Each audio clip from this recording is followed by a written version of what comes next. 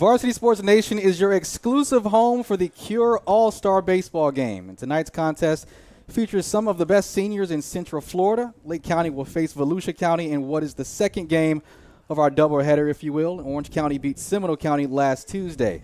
And with every All-Star game, it's a night of celebration for those who beat cancer and supporting those who are still in the fight. Welcome to historic Sanford Memorial Stadium. I'm Jared Oliver alongside Conrad Volch and the third member of our team, Berkeley Mezzanotte. Conrad, tonight we're going to see 24 total pitchers combined between these two teams. Last week it was kind of a lopsided.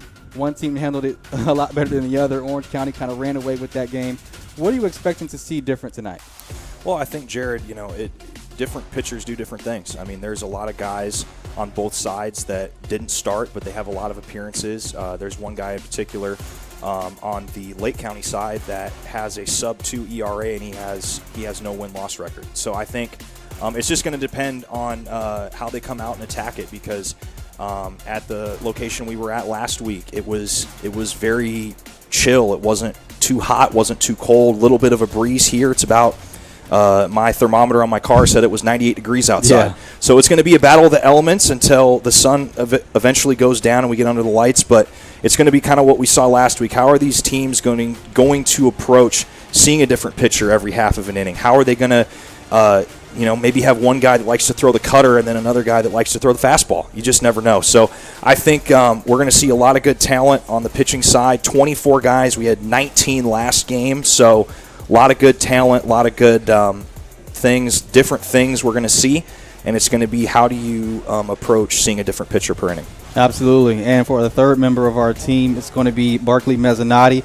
She's going to be our field reporter here tonight. What's the story that we're going to start out with, Berkeley? Well, I guess we can start off with Tony Mielek. He's going to be one of the assistant coaches on one of the sides tonight, and he actually is the head coach for Bishop Moore Catholic High School, and right in the middle of the city of beautiful Orlando. He actually played at Bishop Moore back in the day with Rich Wallace, who is the current head coach for UCF baseball. They were teammates back in the day, still hold that friendship true, and UCF even held a couple of on-field scrimmages back in the season and had a lot of fun. A lot of the Bishop Moore kids got to meet them, and it's basically almost a feeder school at this point. So there's a lot of commits that are going to UCF from Bishop Moore. One of them is actually playing tonight, so I guess we'll see what happens with him. Absolutely. Well, first pitch is just moments away. It's 93 degrees here in Sanford. Very few clouds in the sky, and it's going to be a hot and humid night, but we're here for a night of celebration here at the Cure All-Star Game here at the historical Sanford Stadium. Jared Oliver here, Conrad Volch, Berkeley Mezzanotte here on the call. We're going to get set for first pitch just moments away. This is Varsity Sports Nation. Hey everyone, Scott Jamieson here, the Associate Executive Director for Athletic Services at the Florida High School Athletic Association. Wanted to take a couple seconds today to remind everyone how important it is that we are paying attention to the heat out there. I don't have to tell you guys how hot it is. You're the ones that are out there. Please make sure you are following the state laws.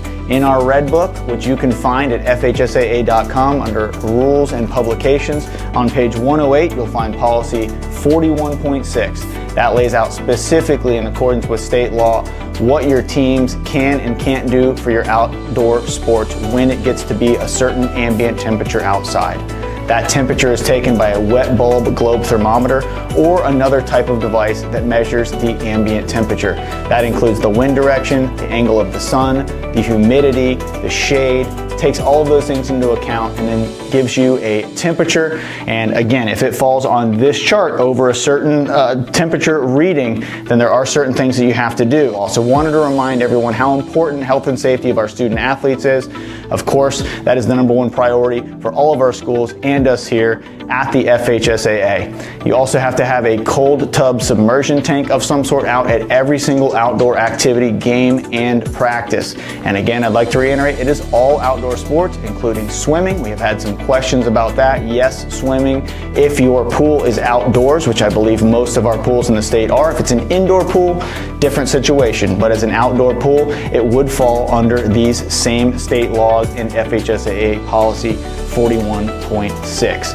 Again, Again, get that wet bulb globe thermometer. If you don't have one, you got to have some way of measuring that ambient temperature in accordance with state law to make sure that the environment is safe for student athletes.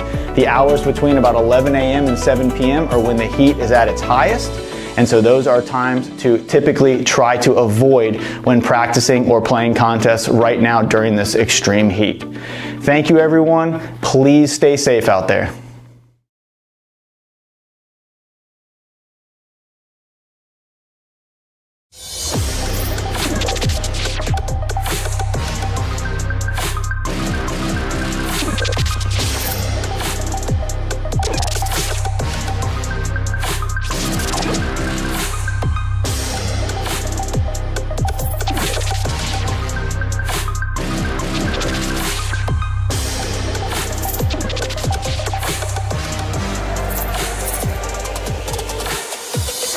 Sports Nation.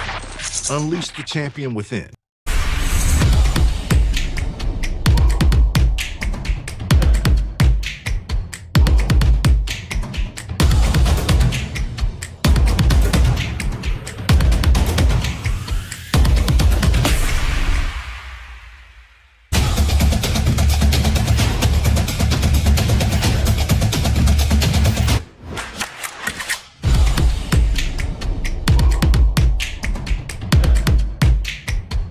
Hey, Kieran, you're clear. Vamos. This is incredible. Carrie Abello sprinting past the specialized operating room. The AI-powered MRI takes minutes, but she's out of there in seconds. Good morning, Carlos. In a brilliant maneuver, she uses the digitally enhanced inpatient smart room. She's almost there. Just the goalie to beat. But wait. The Orlando Health Jewett Orthopedic Institute. Choose well.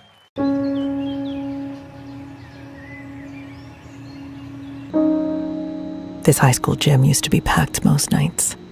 Not anymore. Do you know why? Because bad behavior by fans, especially adults, has caused a shortage of game officials across the country. You see, without officials, we can't have sports. Don't let this become reality. It's time for a change. Let's bench bad behavior for good. Hey everyone, Scott Jamieson here, the Associate Executive Director for Athletic Services at the Florida High School Athletic Association. Wanted to take a couple seconds today to remind everyone how important it is that we are paying attention to the heat out there. I don't have to tell you guys how hot it is. You're the ones that are out there. Please make sure you are following the state laws. In our Red Book, which you can find at FHSAA.com under Rules and Publications, on page 108, you'll find policy 41.6. That lays out specifically in accordance with state law what your teams can and can't do for your outdoor sports when it gets to be a certain ambient temperature outside. That temperature is taken by a wet bulb globe thermometer or another type of device that measures the ambient temperature. That includes the wind direction, the angle of the sun, the humidity, the shade, takes all of those things into account and then gives you a temperature. And again, if it falls on this chart over a certain temperature reading, then there are certain things that you have to do. Also wanted to remind everyone how important health and safety of our student athletes is. Of course, that is the #1 priority for all of our schools and us here at the FHSAA. You also have to have a cold tub submersion tank of some sort out at every single outdoor activity, game, and practice. And again, I'd like to reiterate, it is all outdoor sports, including swimming. We have had some questions about that. Yes, swimming. If your pool is outdoors, which I believe most of our pools in the state are, if it's an indoor pool, different situation. But as an outdoor pool, it would fall under these same state laws in FHSAA policy 41.6. Again, get that wet bulb globe thermometer. If you don't have one, you got to have some way of measuring that ambient temperature in accordance with state law to make sure that the environment is safe for student athletes. The hours between about 11 a.m. and 7 p.m. are when the heat is at its highest. And so those are times to typically try to avoid when practicing or playing contests right now during this extreme heat. Thank you, everyone. Please stay safe out there.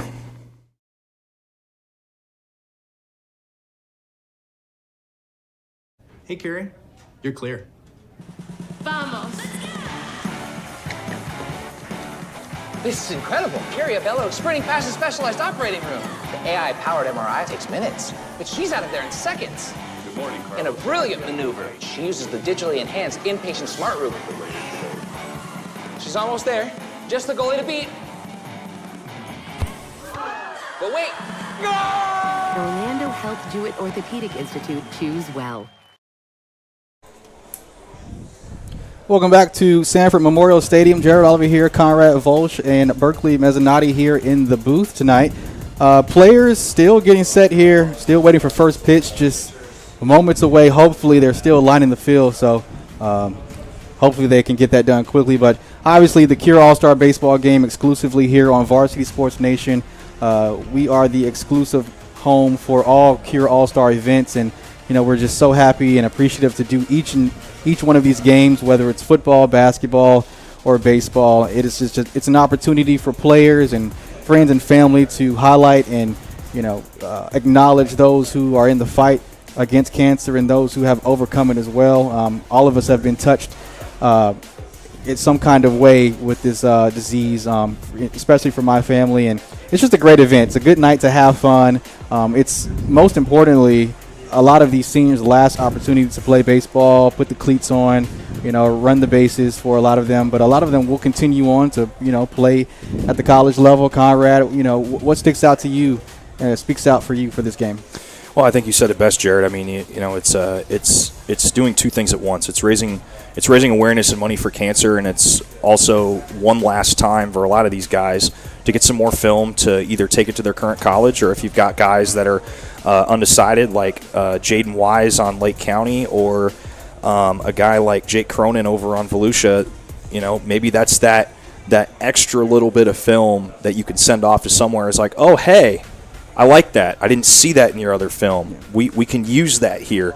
So I think, when you're doing, as the age-old cliche goes, kill two birds with one stone, it's a great opportunity because it's, sports is one of the few things in the world that brings people together for anything, whether it's trying to root on your team to win a championship or to do something they've never done before, or if it's an inaugural season, or if you just need a distraction from what's going on in the world.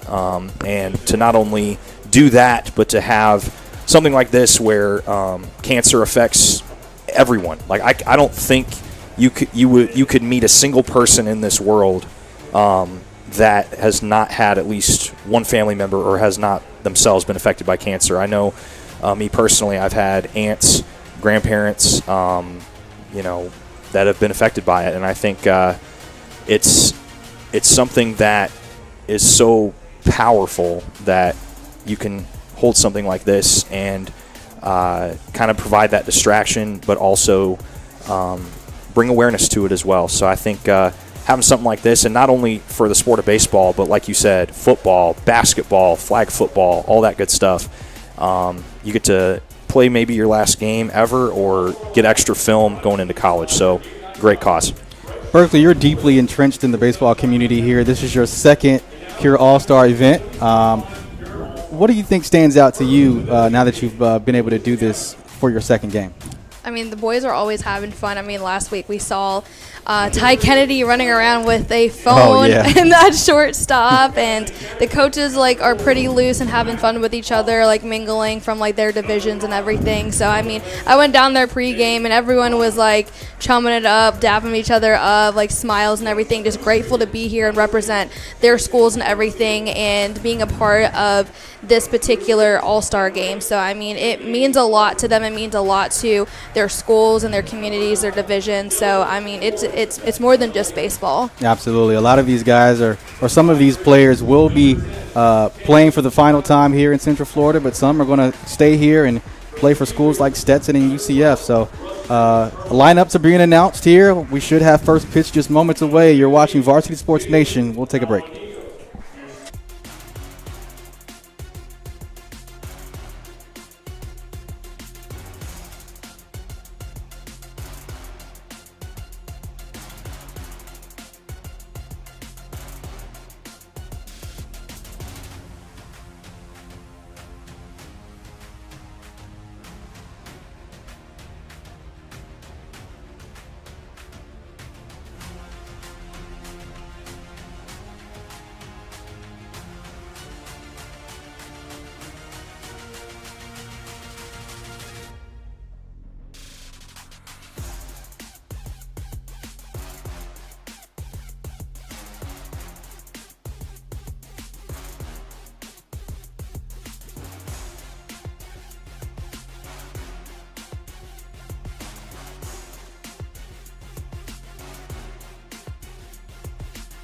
In the world of sports, every decision shapes your future. At Influencer Counsel, we understand the importance of making the right choices and having wise counsel. With our experienced legal team by your side, you can rest easy. Taxation obligations, investment opportunities, and purchasing assistance can mean the difference in short-term and long-term success. Our branding specialists work tirelessly to build and elevate your personal brand, making sure you stand out on and off the field. Join Influencer Counsel and maximize your opportunities.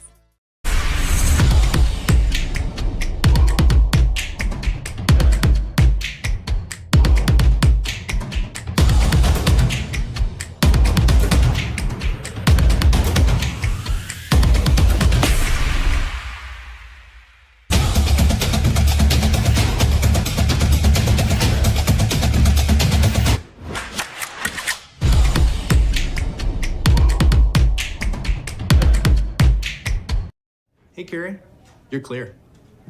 Vamos. This is incredible. Carrie Bello sprinting past the specialized operating room. The AI-powered MRI takes minutes, but she's out of there in seconds. Good morning, Carl. In a brilliant maneuver, she uses the digitally enhanced inpatient smart room. She's almost there. Just the goalie to beat. But wait. The Orlando Health Jewett Orthopedic Institute. Choose well.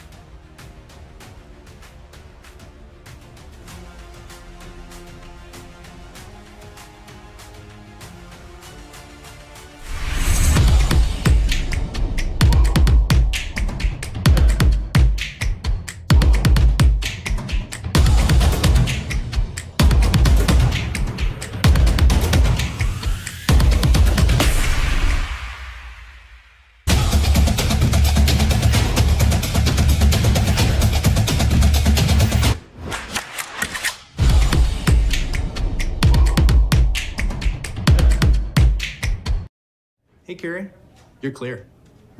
Vamos. This is incredible. Carrie Bello sprinting past the specialized operating room. The AI-powered MRI takes minutes, but she's out of there in seconds. Good morning, Carl. In a brilliant maneuver, she uses the digitally enhanced inpatient smart room. She's almost there. Just the goalie to beat. But wait. The Orlando Health Jewett Orthopedic Institute. Choose well.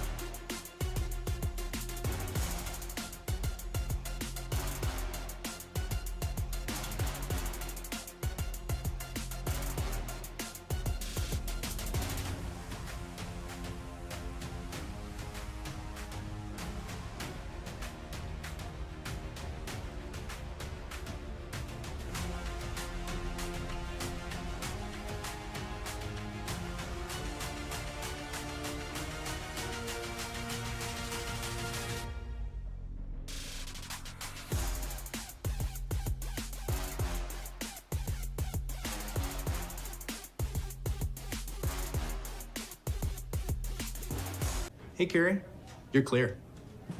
Vamos. This is incredible. Carrie Abello sprinting past the specialized operating room. The AI-powered MRI takes minutes, but she's out of there in seconds. Good morning, Carl. In a brilliant maneuver, she uses the digitally enhanced inpatient smart room.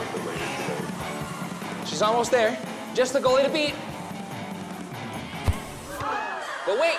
The Orlando Health Jewett Orthopedic Institute.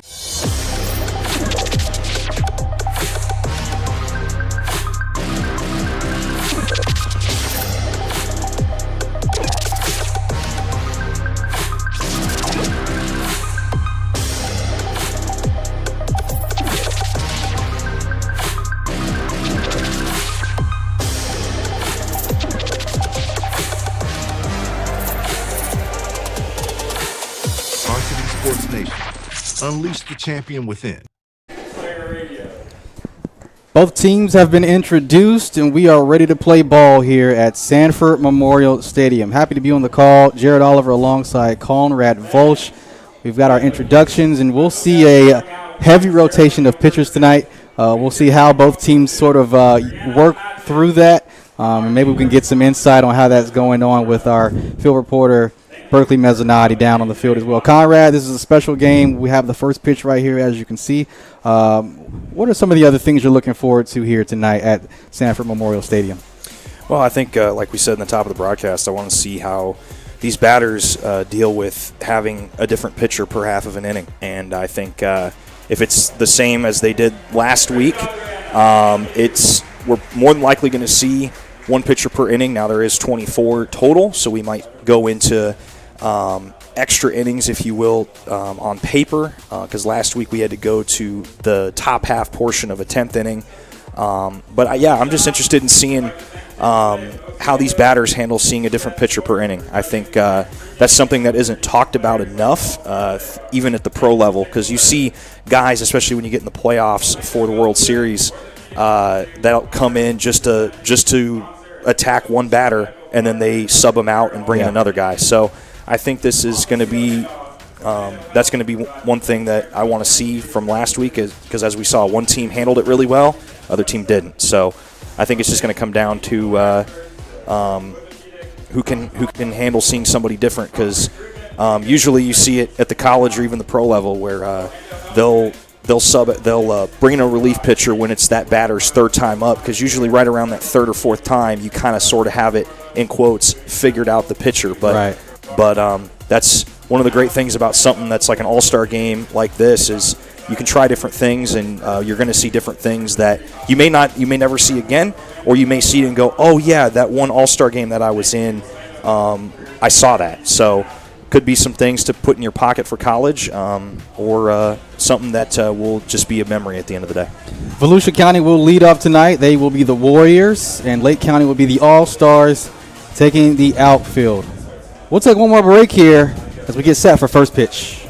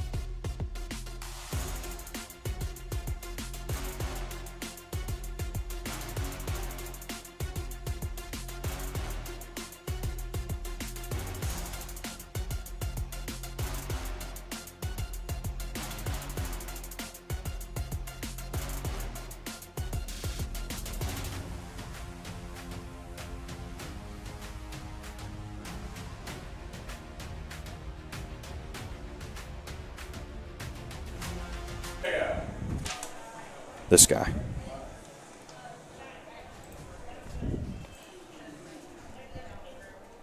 Welcome back to Sanford Memorial Stadium. Warriors in the box first. Leading off will be Lamar Edwards out of Spruce Creek. And first swing gets contact. And throw to first is in time for the first out of the night. That was Lamar Edwards, the Duke commit. One out down already, Conrad. Well, that's a dream if you're a pitcher, because Sean Griffin out there out of Eustis, I mean, you know, you're not going to see that every batter, but to have a one pitch out to start the game, that's a testament to that pitch and how the defense handled it, because sometimes routine is anything but. And another Spruce Creek player is going to be Anthony Barton. He's committed to Miles College. That one outside for ball 2. Looks like the wind's blowing a little bit towards right center field to begin this game. And another high pitch outside for ball 3. And Griffin just might be testing him, you know, to try and see if he's going to hold back to throw it down the middle for a strike, and it looks like it's not going to make it. All right, so he takes his base, and Lamar Edwards is up to bat. We'll see what Volusia County can do with it here, because got a man on base, try to get him down to second to have your first man in scoring position of the day. Absolutely. So another 1-0 start here with the count for Sean Griffin. That one just outside again for ball 2. Struggling. Oh, check that. Strike 1. Pardon me. Got to get a gauge on blue tonight. And makes contact. That'll be fouled off for strike 2. Yeah, that's one thing you always got to gauge with, no matter what sport it is every reffing crew, or in this case umpire crew, is going to call it just a tad bit differently. Sometimes the strike zone is going to be bigger or smaller depending on who it is. And with that pitch before the foul tip there, it just ended up just barely kissing the inside of that strike zone on the outside there. 1-2 pitch for Sean Griffin with a man on base.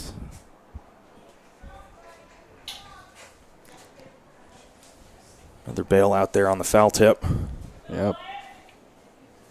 And just that quickly, the wind is shifted to dead center now, so good opportunity here for Volusia to see if they can get something going here. Runners tries to steal second. The throw in time. And that's 2 down for the Warriors. So some good defense there from Volusia County. You know, it's crazy. You look at that throw, and, you know, it looked like it was going to be not a disaster, but it was going to allow the runner to get to second. But because of where it was thrown, the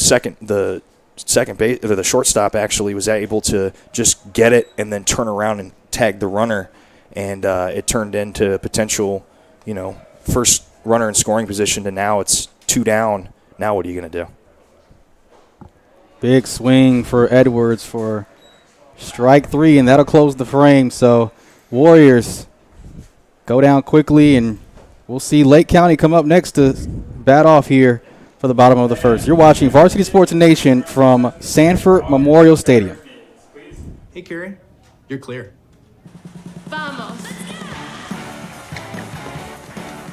This is incredible. Carrie Bello sprinting past the specialized operating room. The AI-powered MRI takes minutes, but she's out of there in seconds. Good morning, Carl. In a brilliant maneuver, she uses the digitally enhanced inpatient smart room.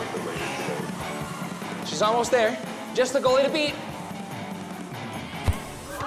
But wait. The Orlando Health Jewett Orthopedic Institute. Choose well.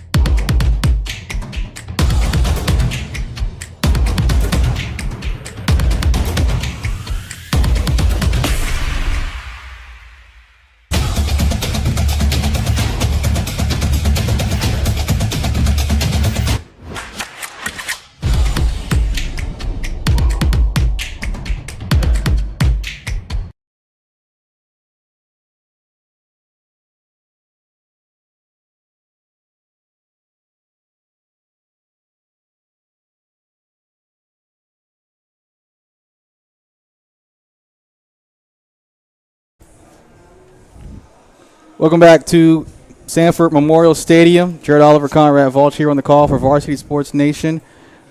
Bottom of the first, no runs in for the Warriors, and we'll see what Lake County can do here. On the mound for Volusia is going to be Lauren Cheatham out of Pine Ridge.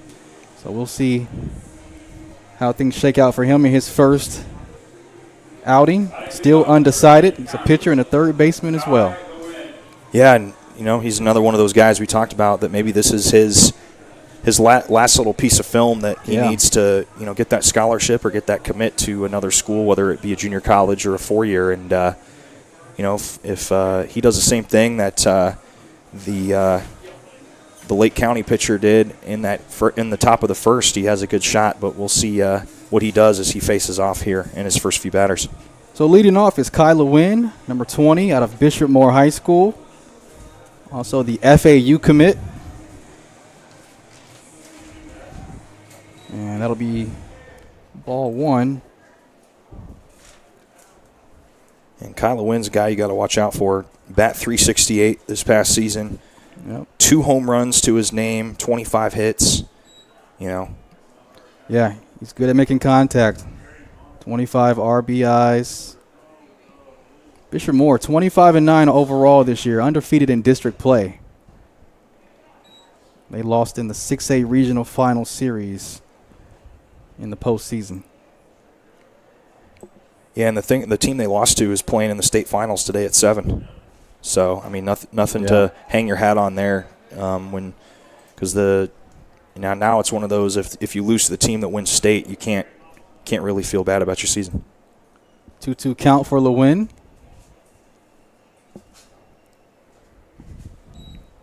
And that'll be ball 3. It's one thing we didn't see a lot last week was a lot of full counts, and we've seen already a couple of them now in this first inning on both sides. Fouled that one off. But you almost have to wonder if the elements come down to it, or if it's just maybe that feel-out inning, trying to figure out, how to play the elements that you're given. Payoff pitch. That one hit high to left. It's going to be shallow left. It's going to be easy out for the Warriors. So one down. Up next is going to be Tate Bagwell out of Umatilla, the outfielder, batting .349 this season. That's a good job there by the left fielder to catch that, because at least for the first hour of this game, possibly hour and a half, you're going to have to battle the sun out there. So the way to just be calm and see it through is going to be a big deal in this game. Chops one to left. Throw was in time to first. Easy out, 2 down for the Warriors. Good defense here so far from both sides. Yeah, considering that a lot of these guys aren't teammates normally, and you kind of just come together for that one-off type of a game, and to have that, I'll call it chemistry right off rip is a big thing. Josiah Woodside, another Bishop Moore representative. He's going to commit it to St. John River Community College, batted .371 this season. 33 hits, 25 RBIs, 24 scored runs, and 2 home runs. And he's also fast. He had 9 stolen bases, so that's dangerous when he gets on base. Yeah, all-around player right there. Talk about lighting up a stat sheet. Woodside trying to – looks like he's maybe dealing with some shoulder pain. Trying to fight through it here. Woodside, 6 foot, 195, and something's not right. He might have maybe just stepped weird, or like you said, might have re-aggravated something that we might not know about. But so it looks like he is going to stay in there. 1-1 count for Woodside.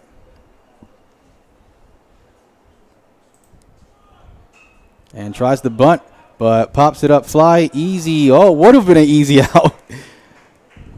Unable to make the catch there. So Woodside stays alive. That's what I talked about earlier. Sometimes routine is anything but routine, and that I'm going to call it the sun kind of played a little bit of a role in that potential catch and foul territory. But I think also too, you got to look. You can't look before you catch it. You got to see the ball land. Woodside going bunt again. It's going to be for. That's going to be strike out number and 3. That'll do it. So that'll close the frame. So still scoreless here. We're through 1. We'll get set for the top of the second next here at Sanford Memorial Stadium. You're watching Varsity Sports Nation. Hey, Carrie, you're clear. Vamos. This is incredible. Carrie Bello sprinting past the specialized operating room. The AI-powered MRI takes minutes, but she's out of there in seconds. Good morning, Carl. In a brilliant maneuver, she uses the digitally enhanced inpatient smart room. She's almost there. Just the goalie to beat. But wait. The Orlando Health Jewett Orthopedic Institute. Choose well.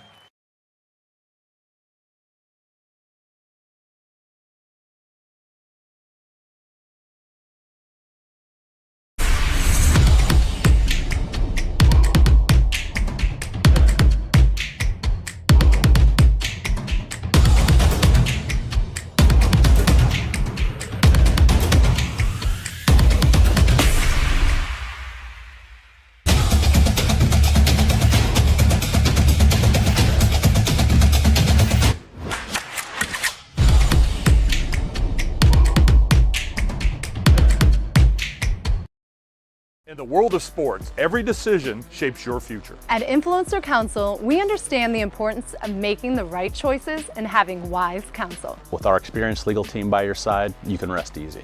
Taxation obligations, investment opportunities, and purchasing assistance can mean the difference in short-term and long-term success. Our branding specialists work tirelessly to build and elevate your personal brand, making sure you stand out on and off the field. Join Influencer Council and maximize your opportunities.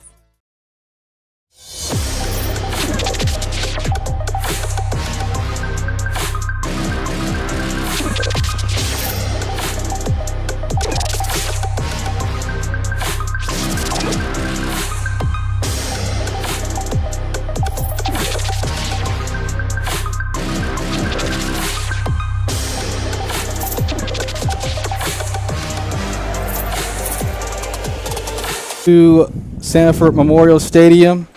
Ethan Priest on the mound for Lake County. Jay Albizu leading off for the Volusia County All-Stars. Jay Albizu out of Deltona, committed to Middlesex College. Batted .258 this season. And swings for strike 1. He'll be going against Ethan Priest, the lefty. 1-1 record this season, 2.45 ERA, 92 strikeouts this season in 15 appearances. Yeah. Dude's got an arm, man. Finished this season with 7 straight wins on the mound. You mentioned those 92 strikeouts, second most in Florida according to Max Preps. Yeah, I mean, there's another pitcher here, and we'll see him when he comes in. He's got over 100 this season, and I mean, just to do that in a high school season is unbelievable, and it makes sense why he's committed to play at Air Force. I mean, probably at Air Force they say you fly like a falcon. Well, he definitely throws like one, whatever that looks like. And we just saw it on display. Strikes out Jay Albizu. One down here for Lake County.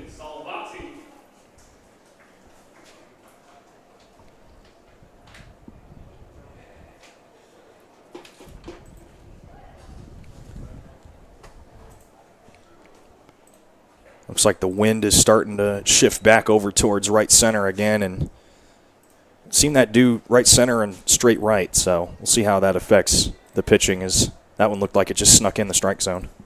Justin Salvati in the box for Volusia Foundation Academy. Committed to Coker University. Foundation finished 19-10 overall this season. You know, when I first got here, man, I could feel the heat just swarming in the stadium. I can't imagine what it's like down there.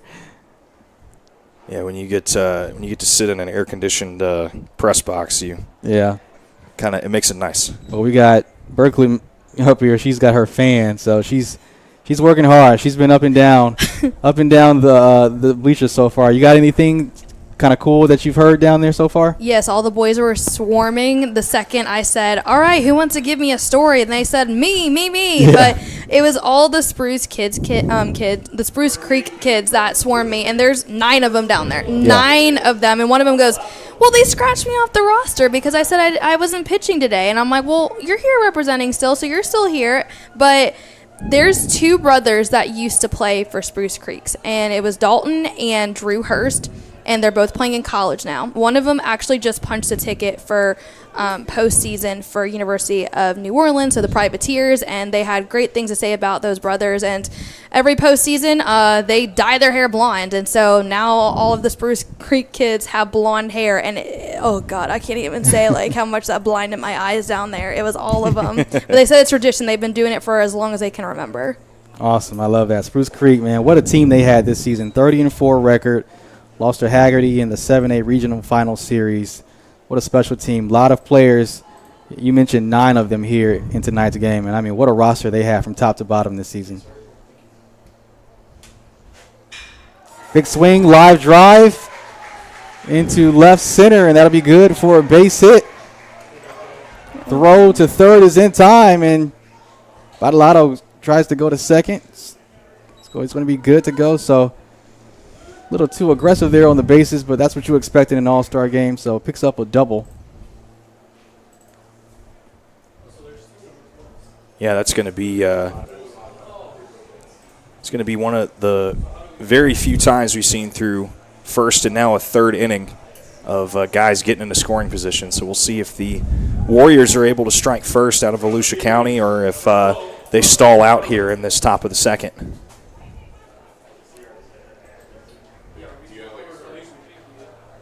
So there's 2 number 12s, which try to figure out which one it is. We got Rustin Hurley, and we also got Jay Albizu. It's got to be Rustin Hurley out of Seabreeze.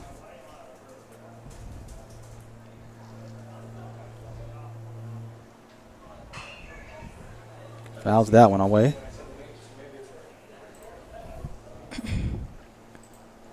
Yeah, especially when you get teams like this where you have a lot of players. Sometimes you get double numbers. You see that sometimes in college football as well. But see how that plays out here throughout this game. That one a bit outside for ball 2.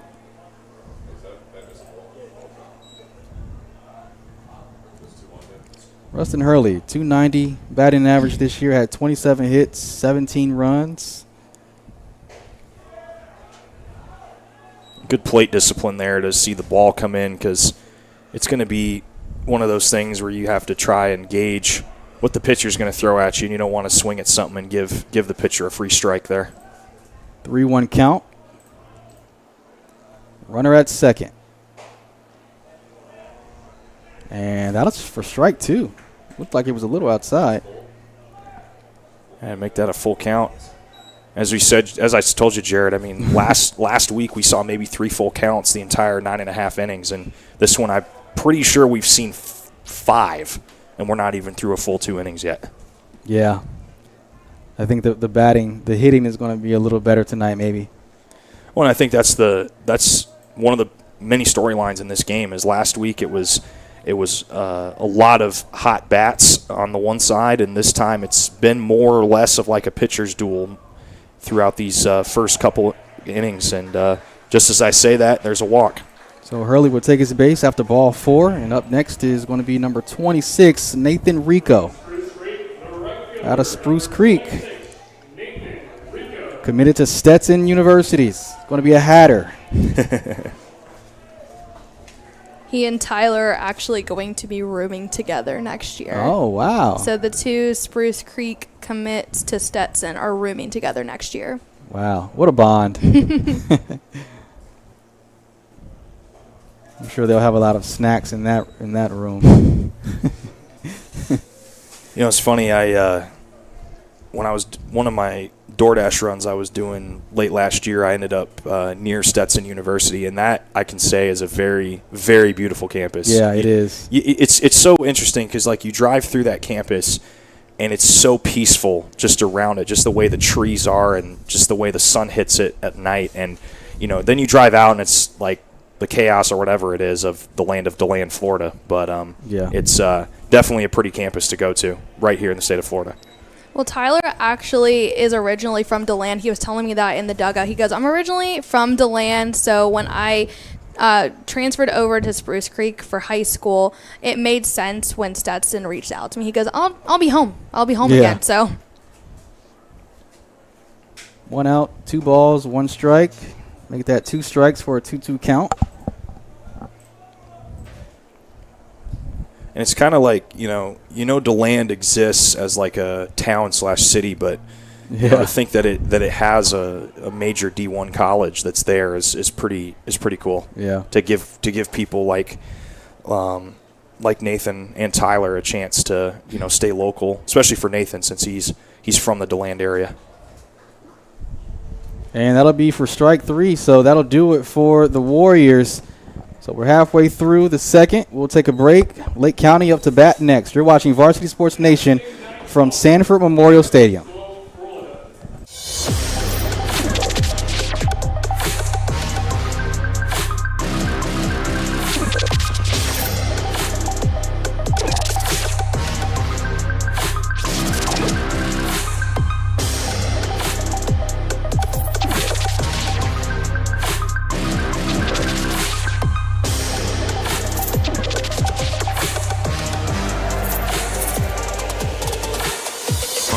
Sports Nation. Unleash the champion within. Hey, Carrie, you're clear. Vamos. This is incredible. Carrie Bello sprinting past the specialized operating room. The AI-powered MRI takes minutes, but she's out of there in seconds. Good morning, Carl. In a brilliant maneuver, she uses the digitally enhanced inpatient smart room. She's almost there. Just the goalie to beat. But wait. The Orlando Health Jewett Orthopedic Institute. Choose well.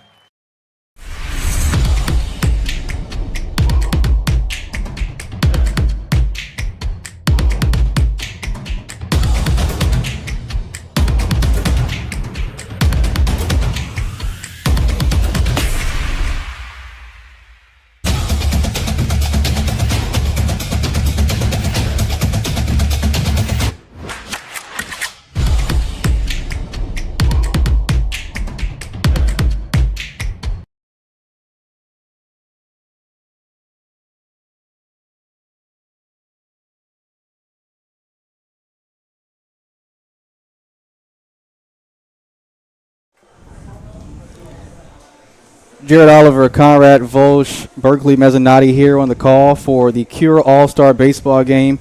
Great weather, not a cloud in the sky, sweltering heat, about 93 degrees here at about 6:43 p.m. Leading off for Lake County is going to be number 6, Cooper Gotch. And on the bump is going to be, who's that, number 15, Jaden Colomanico, out of New Smyrna Beach. I guarantee you he's sitting up there going, man, can we go to the beach after this? Because it is hot. Yeah. First pitch, first swing, fouls it to the left. Cooper Gotch committed to Eastern Florida State. Batted .321 this season. 25 hits as well.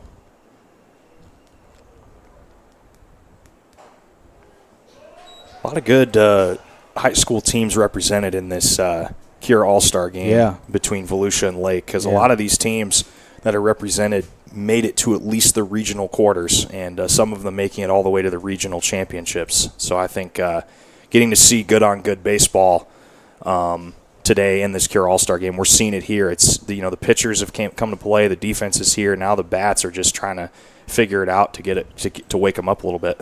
Good start for Colomanico. 1-2 count. Still undecided if he's going to play baseball at the next level. That one upstairs for ball 2. And sometimes it's a hard thing for guys to decide because, some people I want to get out of my hometown no matter where they're from, and some guys want to stay home. And sometimes that can be a hard decision to make. 2-2 pitch. Gotch fouls that one off to the right. But yeah, you're right about that. I mean, but I feel like in baseball, you obviously have to be talented enough to play at the next level, but there's so many opportunities to play at so many different places and play quality ball against some quality players. Absolutely. And having the junior college level as well, there's so many different places to even get more film and kind of treat it as more of like a business trip for maybe a semester or a couple of years to get you to the next level. Payoff pitch for Gotch. Chops that one near third. Should be a routine play. Throw is in time. And that'll be good for out number 1. Good job by the first baseman there, not leaning to try and get that ball, kept his foot planted right on the first base bag. And, that's you don't talk about that enough, but it's the difference between it being one away now and then having that first base runner to get it going. And that's another age-old cliche. All it takes is one sometimes, and you want to be able to snuff that out before it starts if you're Volusia County. First time we're seeing Cy Smith tonight out of the Masters Academy, 6'1", 175, committed to King College. Batting .403 this season, Conrad. Is it because he is a king? Maybe. He dropped this crown. Yeah. No, he traded the crown for a helmet. 2-0 count for Cy. But batting .403 for a season is that's something that that's impressive. That even major league hitters would salivate over. Because already batting .300 is a standard, but to bat over 4 for an entire season, that's definitely something to look out for. Masters Academy this season, 19-9, 4-0 in district play. And that one down low for ball 3.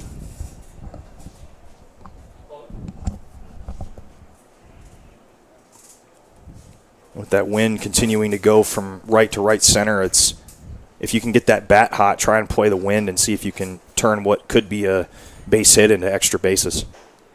And another walk here. Seen quite a few walks so far early on. Yeah. So Smith will take his base, and up next is going to be number 4, Andrew Walker out of Eustis. Well, and sometimes, when you get on a field like this that's known for the Florida League, for Florida Collegiate Summer League, it can be a little bit overwhelming with it being a bigger stadium and it, kind of having that bigger team feeling atmosphere. And sometimes it takes a minute to settle down for those two teams versus what we had last week at Lake Brantley. That one popped up, and that'll be good for – oh, he dropped it. Wow. So there's going to be an out, though. Runner couldn't advance, so that's 2 outs down. Smith is out, but Walker will take his base at first. So we'll see how they score that. That can be it's almost like between a fielding error and a fielder's choice because they threw the runner out at second, but kind of what turned into a unlucky drop turned into almost a benefit because it froze the runners. So now in the box is number 22, Chris Cable out of Pine Ridge, committed to Daytona State. We've seen, I think that was the second drop we've seen tonight that would normally be a routine play. Well, it's funny because you have that one that turned out an out anyway, and then which now the runner goes. We'll see how that works. Hit in the gap, runner goes, and the throw to third in time, and that'll do it. So just like that, easy outs, easy get 'em. So that is it for the top of the second. We'll take a break as the bottom of the second, We'll get set for the top of the third as Volusia gets set to bat. You're watching Varsity Sports Nation from historic Sanford Memorial Stadium.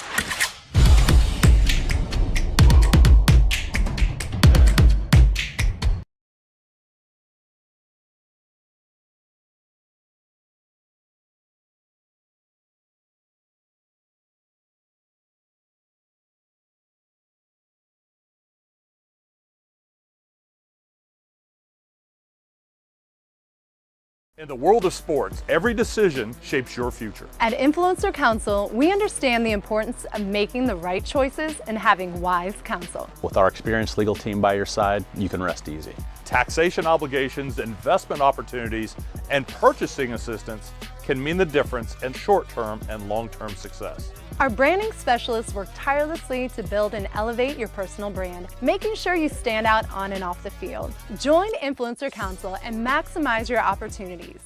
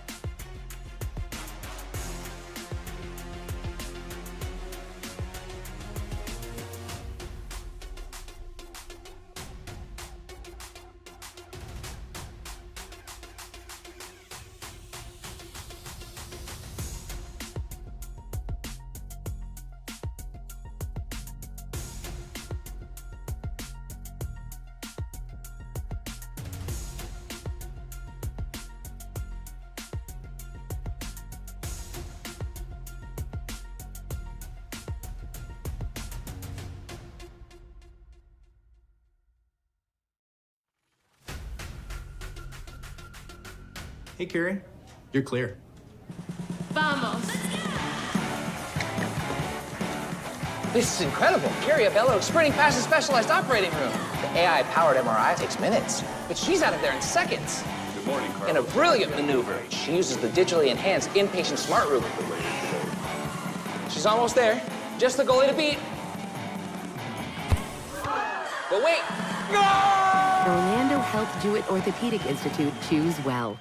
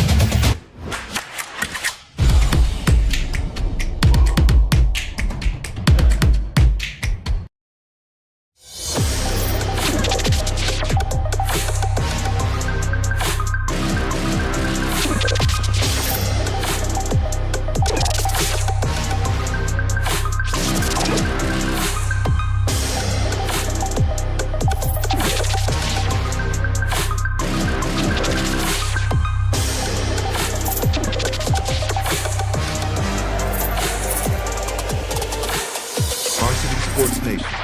Unleash the champion within.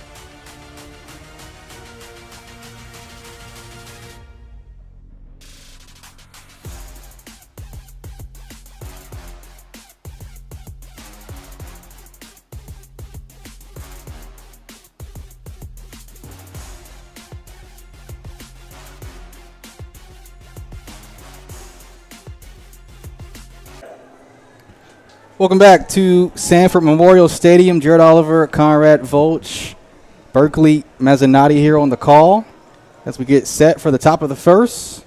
Warriors will be batting. It's going to be Brady Montrell going to be in the box going against Tommy Soltesiak.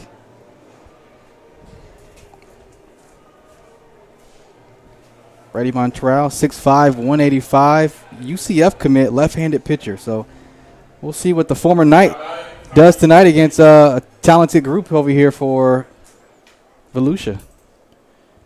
And you can definitely tell that pitcher is 6'5" because you see guys that come up to bat or go into the pitcher's mound, and those guys that are above that 6'2" mark definitely stand out. And if they're able to hone in on their craft as a pitcher, they can be very dangerous for a lot of years. Montreal had 3 wins this year, his senior year on the mound. First pitch is good for strike 1.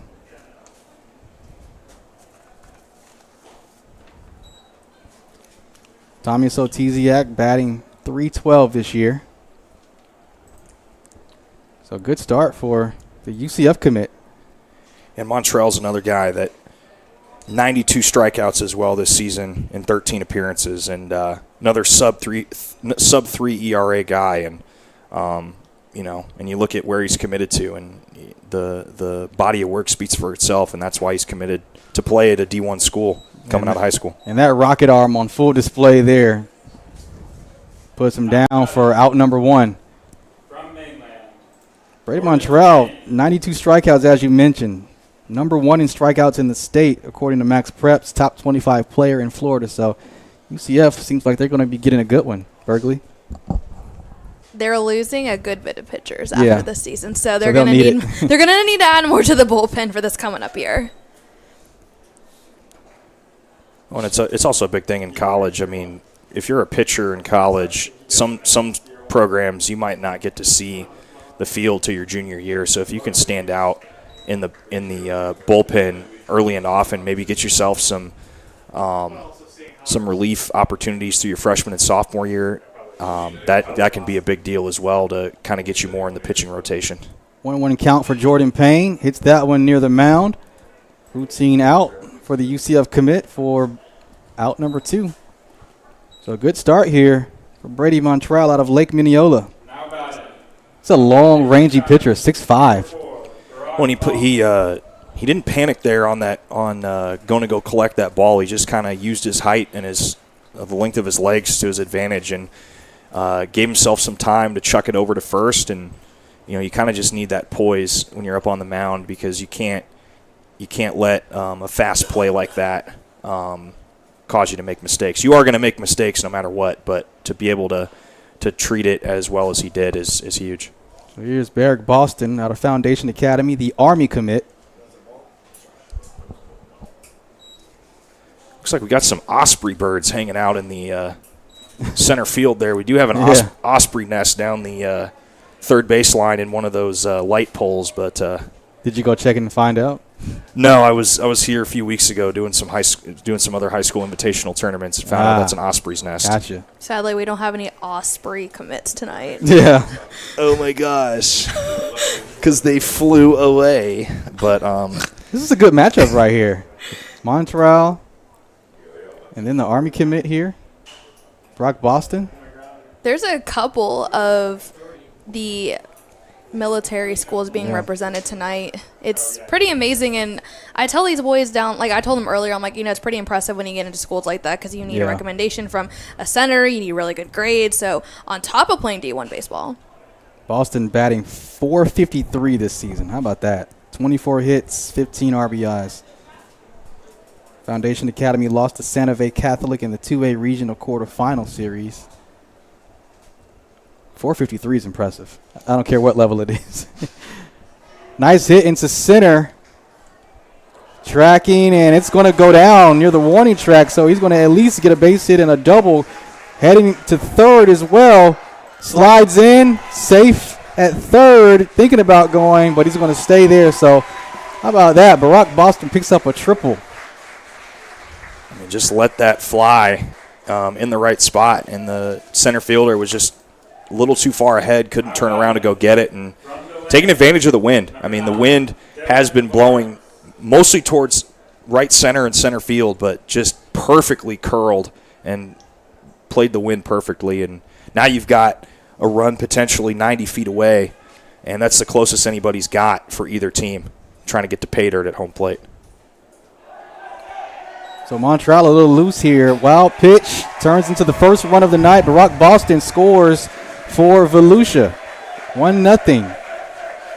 So how about that? A D1 matchup between Boston and Montreal, and Boston comes home to put Warriors on the board first here tonight. He said, "Get me off third base. It is hot. I want to go inside the dugout." Montreal a little loose here. Another hit. This will be good for a base hit to shallow right. Good hitting by Dylan Lawrence out of DeLand. And that was the biggest question, is when are these bats going to come alive for either team? And, you know, it took about 2 2/3 innings, but here in the top of the third, I mean, the Warriors out of Volusia County have found it. And if you're the Soldiers out of Lake County, you just have to kind of figure out a way to snuff it out or stop the bleeding here and limit it to just the one run here. Devon Crown out of Spruce Creek. 9 Spruce Creek players, swings for strike 1. Crown committed to Mississippi College. How about this? 40 total runs his senior season. Yeah, that's impressive. That's an offensive machine right there. Of course, as we mentioned already, Spruce Creek, a 30-win season, 11-win improvement from a season ago. And that's big time. It's a heck of a program over there. For any team to have that big of an improvement from one season to the next. Yeah. Runner still second. Throw is not in time, so it's going to be safe. I don't know why I thought of this, but when he slid into second and the dust kind of came up, I thought of the intro to the Lone Ranger. Cloud of dust and a hearty Hi-Yo Silver. I don't know. Yeah. No, I'm rolling with you. And then it's a oh, that's a good, bad, and the ugly. Never mind. That's all right. So Dylan Lawrence still second. 2 outs down. 2-2 count here.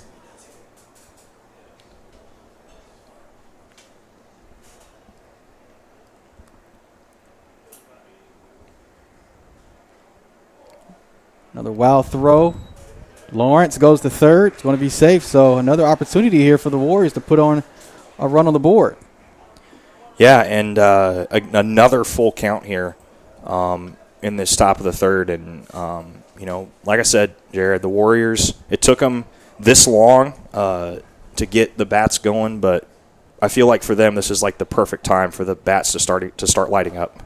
3-2 pitch, and Montreal walks Crown. So Montreal a little loose here. What started off as a good frame, it's kind of unraveling here a little bit. Well, that's the important thing. If you get into a spot where you're loose like this, you just have to kind of take a deep breath and kind of bring it back down to reality a little bit and realize, hey, you know, I'm in a jam.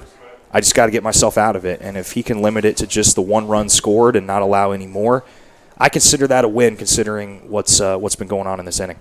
Runner goes to second.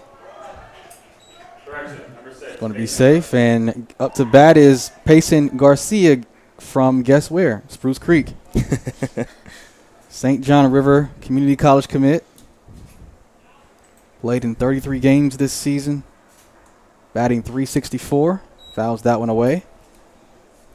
A lot of guys in this game batting over 300 this year. I've already seen a couple above 400 guys, and a lot of good talent in this All-Star game. From a lot of good teams all across Florida. Some guys from 1A, 2A, down to 6A, and a lot of good programs represented here. Garcia has 2 triples on the season. It's definitely one of the harder non-scoring plays to accomplish in the game of baseball. 1-2 count. Runners on second and third. Throw is upstairs. I remember there was a baseball game a few years ago. I want to say it was about a decade ago, when Yasiel Puig was still with the Dodgers, and he hit like 3 triples in a game, and that's usually the one that's missing when a guy tries to hit for the cycle, and he hit 3 of them. Another wild pitch from Montreal, and the throw at home in time. So Dylan Lawrence tagged out for out number 3. So that'll do it for the top of the third, and we'll get set for the bottom in just a few moments. It is 1-0 Warriors on the board.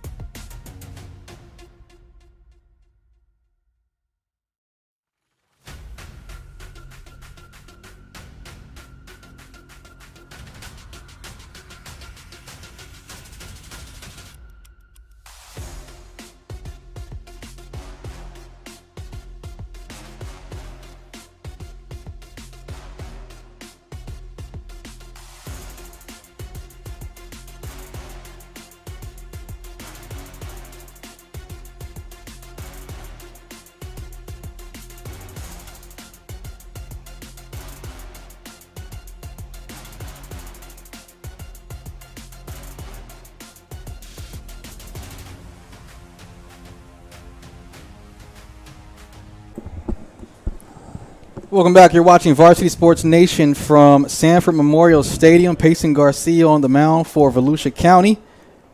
In the box is number 23, Gavin Touchton out of Umatilla. And the Lake County trying to get something going here in this inning. It looked like the center fielder and the left fielder were in the wrong position, and now the left fielder is going to make his way all the way over to right field. So, yep, it's an all-star game. It's going to be a lot of rotation. Yeah. Wild pitch from Garcia. Barack Boston scored the first run of the game in the last inning.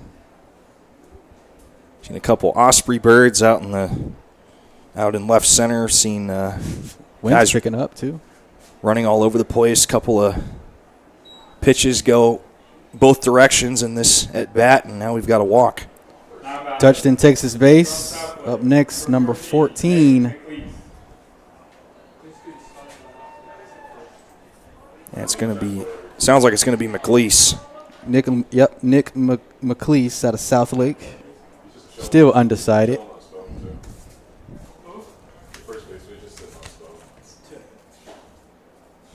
Garcia with another ball. We've got our first phone sighting of this game. Oh, do we? Where at? First baseman, I've been told by the PA guy that he's got a cell phone in his right hand. Wow, on defense at that. Oh, and there goes. He's going to switch over, it looks like, to second base now. Okay, so we're just doing a lot of different things tonight. Okay. It's a free. They're trying to one-up last week's All-Star game. Last week we saw the phone out on offense. Now we're seeing it on defense tonight. So we saw it a little bit on defense. Oh, did we? Okay. Yeah, because the guy that had it dropped it when trying to make a play at second, and then one of his teammates came up and picked it up and finished the recording. Another wild pitch, and runners will advance. McLeese will take first base. So Garcia's struggling here out the gate on the mound. Well, we've seen now the second pitcher, one for each team, struggle in an inning. So now it's just a matter, if you're the Soldiers out of Lake County, what are you going to do with it? And as in a game thus far through now, we're in the bottom of the third where runs are few and far between. It's you have to take advantage of the mistakes that the other team gives you. And thus far, Volusia has taken advantage of it. Nearly got a second run in that top of the third, but now if you're Lake County, you got to take advantage of what the pitcher's giving you. So Jaden Wise in the box for Lake County. Runners on first and second. No outs. Pops one to shallow right. And he's tracking, unable to make the play. So that'll be for strike two. That's the third potential dropped out we've seen in this game. We saw one down by where the catcher was, which ended up being fine because it was a strike 2 foul, which in high school or in this game rules as well as an automatic out. Seen one down near first base that fell fair that turned into an out anyway, and then now we've got another one in foul territory down the first base line. That was a tough one, though. That was running all the way over here to the right, with the sun in your face. That's a tough one to make. Oh, yeah. Not saying any of that's easy, but it's definitely seen some 3 outs that were left on the on the diamond tonight. 0-2 pitch, runners advance again.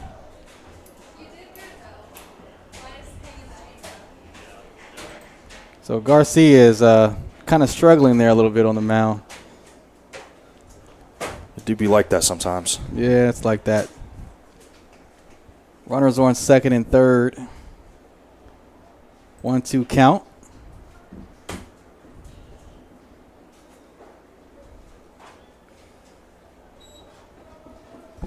That'll make it 2-2.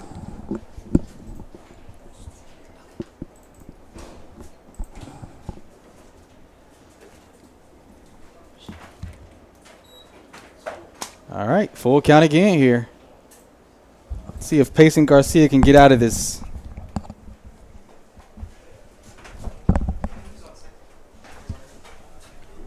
Runners on second and third. Full count, and that'll be for ball 4. So the base is juiced here for Payson Garcia. We got some company up here. We got number 19 for Lake County, Brady Montreal, the UCF commit. Berkeley, what do you got for us? Oh, we got the headset. Oh, yeah. So we're just down in the dugout getting acquainted with each other because we're going to be working a lot together next year. Yeah. Don't be shy, man. Yeah, for sure. You're going to have to get used to it next year. I mean, a lot of your future teammates are some chatterboxes, so you have to become a chatterbox with them. Yeah, but for sure. You were telling me down in the dugout that you went to campus before the season started, got to sit in the dugout, get to know some of the guys. Tell the broadcast and reiterate what you were just telling me, that experience. I mean, for the official tour, we went down there. We sat in the dugout with all the players, and they were just full of energy just for practice. And that was something I really I liked about the school was that they were like energetic, supporting everybody. They didn't drag anybody down. They weren't preying on anybody's downfall. They were just energetic, watching the practice, cheering everybody on, and then celebrate it together. You're pretty much like a hometown kid. UCF likes hometown kids. Rich Wallace was a hometown kid going from Bishop Moore and then playing at UCF. He's back at home coaching at his alma mater. So what does it mean to you being a hometown kid yourself, carrying on some lineage like that of being one of the next hometown kids for the program? I mean, it's pretty awesome that you just get to support the place where you've lived your whole life. And it's also awesome that I get to stay close to home, so I can always go back home and visit family if I wanted to. But supporting where you grew up is definitely a big thing. It's just you can play with more pride because you're more connected to the area, and the fans are more connected to you. So that's something I'm looking forward to. You're a lefty pitcher, correct? Yes. So we just lost one of our top lefty pitchers. He's graduated. So do you feel a lot of pressure being one of the new lefty pitchers, taking over his spot and taking basically him patching the torch over to you? I feel pretty confident going in, but there is definitely a lot of work I need to do to even get it up to where he was and the spot he was in. I mean, I'm ready to work. I'm ready to give it my all and just go out there, have fun, and hopefully fill a spot. If not, just provide when they need me. Yep. Brady, you were one of the top pitchers in the state. What do you consider your strengths, and what are some of the things you want to work on going to the next level? Some of my strengths are having confidence, a lot of confidence attacking people with a fastball. Because for my age in the class, I have an above average fastball, I would say. So I have confidence with that. I have confidence on the mound. I'm gonna attack hitters. But then sometimes when things go wrong, I want to work on fixing my mindset in the struggles, because there's some times where everything will go wrong and I feel like I'm crumbling. I'm the only person out there when I have a whole team behind me. So that's something I definitely want to work on. It's interesting you said that, because you going against Barack Boston out there. That was a good battle between you and the Army commit. Yeah, it was. I just hung a changeup. He was late on 3 fastballs, We were like, okay, maybe mix it up with a changeup, and he smoked it. He was ready for it. But it wasn't a bad pitch at all. But, just got to tip your cap, keep moving forward. I mean, anything that you're most excited for, any traditions you're excited for? Because, I mean, I was asking some of your future teammates. They were playing in the All-Star game last week, like Max Murray, and he was like, football games seem pretty fun, but, like, the big boom at the end every time someone scores a run and they come into the dugout. Like, anything that you are specifically excited for? Yeah, I'm excited to be a part of their environment and everything that they have there, but also the tailgates look fun. We were walking around the tailgates on the official visit, and like all the baseball players had a little stand. They were barbecuing, and that looks fun to be a part of. So that's probably one of the things I'm looking forward to. You're almost there. You're going to be part of that little fraternity soon, and they're all excited. Lots of big brothers. What you got to say to the future Knight fans? I'm ready to work, and I'm ready to represent and have fun. You got to charge on? Charge on. Perfect. There we go. UCF commit Brady Montreal up in the box up with us, having some fun. Lake County ties it up here, 1-1. But Garcia finally closes out the jam. We'll take a break here at Sanford Memorial Stadium, Varsity Sports Nation. We'll take a break.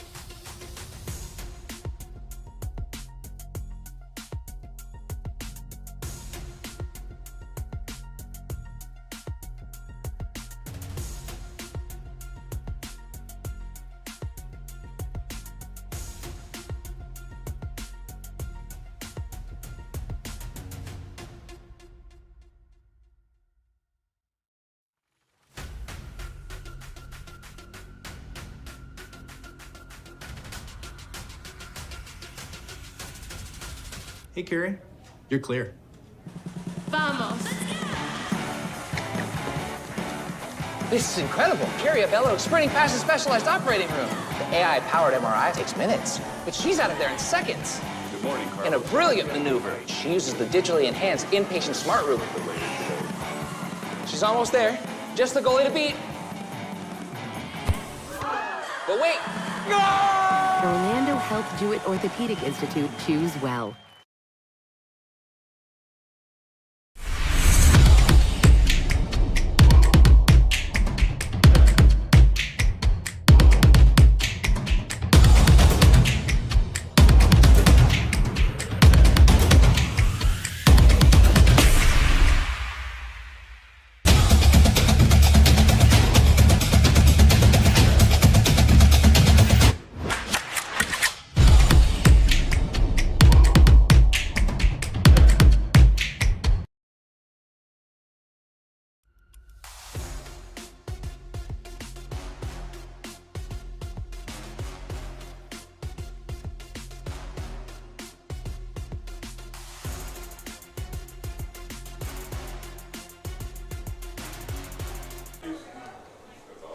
Top of the fourth at the beautiful historic Sanford Memorial Stadium. Braden Richter on the mound out of Lake Minneola, committed to Dallas Christian College, going against Tyler Boyeson out of Spruce Creek, the Stetson Hatters commit. Yeah, we finally got some hits and runs in that last inning, but defense still playing a big part between these two teams because, I mean, you saw the Soldiers out of Lake County looked like they were going to, maybe get at least 2 to 3 runs, but a couple good force outs at home plate there to keep it at 1-0 for the longest before that walk with the bases loaded finally got a run in. But, I mean, we've seen some jams from both sides, but got to give credit to the defense. The defense has not really wavered too much in this game, depending on whatever the situation was. So it's at least for this point forward, it's been a great defensive battle. It was a pleasure getting to know the UCF commit, Brady Montreal, up here in the booth talking to us a little bit. He's definitely 6'5". That dude's tall. I think he brought the luck. He brought the action up here. It was him. Yes, he was. So 2-1 count here.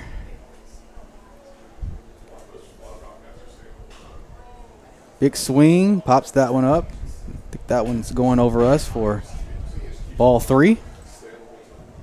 It'd be strike 1 because it was fouled. Oh, was it? I'm sorry. Yeah, strike you're right. 2. 2-2. That would be cool though if you foul it off for a ball. That'd be interesting.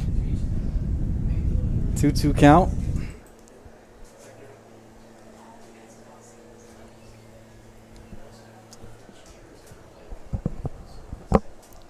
And a wild pitch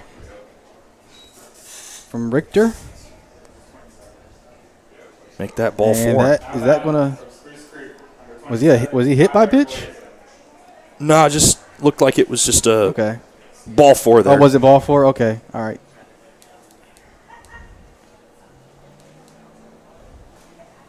I got to do a better job of reading that scoreboard out there. No, it's tough sometimes because sometimes depending on how the pitch comes in, it could be a hit by pitch and you just can't tell because it was such a bang play and you don't see the bend in the ball. Runner still second. Throw is off the mark, so he will head to third. And how about that? Good base running there. Throw wasn't in time, but there was a cannon of an arm there coming from shallow outfield there. So a runner on third, no outs. Number 27, Tyler Boyeson out of Spruce Creek.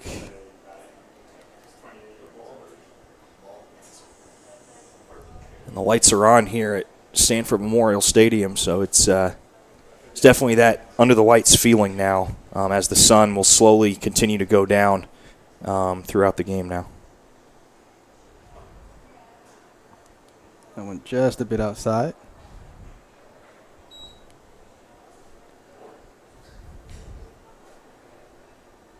The 3-0 pitch for Richter here. Runner on third. And another ball 4. So now you got runners on the corners.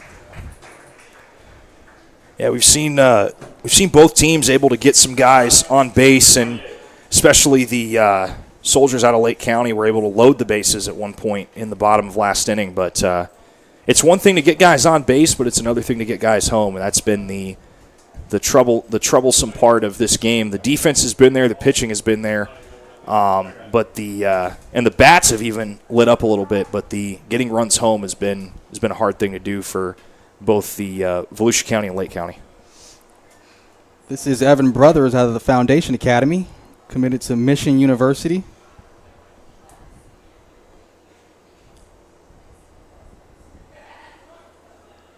Runner goes to second. Seen a lot of stolen bases tonight. Yeah, I mean, why not though? You know, what's the risk? I mean, you look at it; it was 93 at first pitch, and I can't even imagine how hot it is down there from about the pitching mound all the way to in the outfield. Yeah, it's nothing but sun. Yeah. I mean, luckily it's not asphalt out there where it soaks up, and it's probably 120 on asphalt, but it's still hot.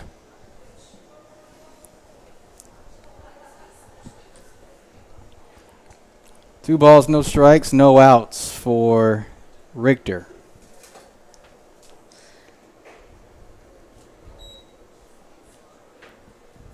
And that'll be for ball 3.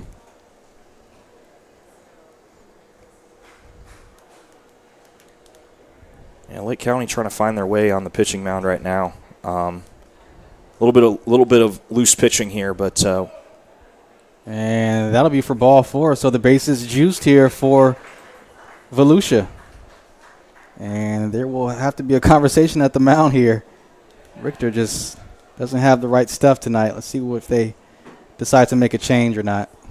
Yeah, this is our first it's our first visit, right? Yeah, first mound visit of the night, and I don't think we saw one in the last game. I don't think so. No, absolutely not. No. Yeah. We saw like a total of 3 full counts last game with no mound visits. In this game, we've seen probably about 10 to 11 full counts, and now our first mound visit. So every sports game, no matter what sport it is, has its own story. And last week it was a lot of runs to a little, and this week it's a defensive war.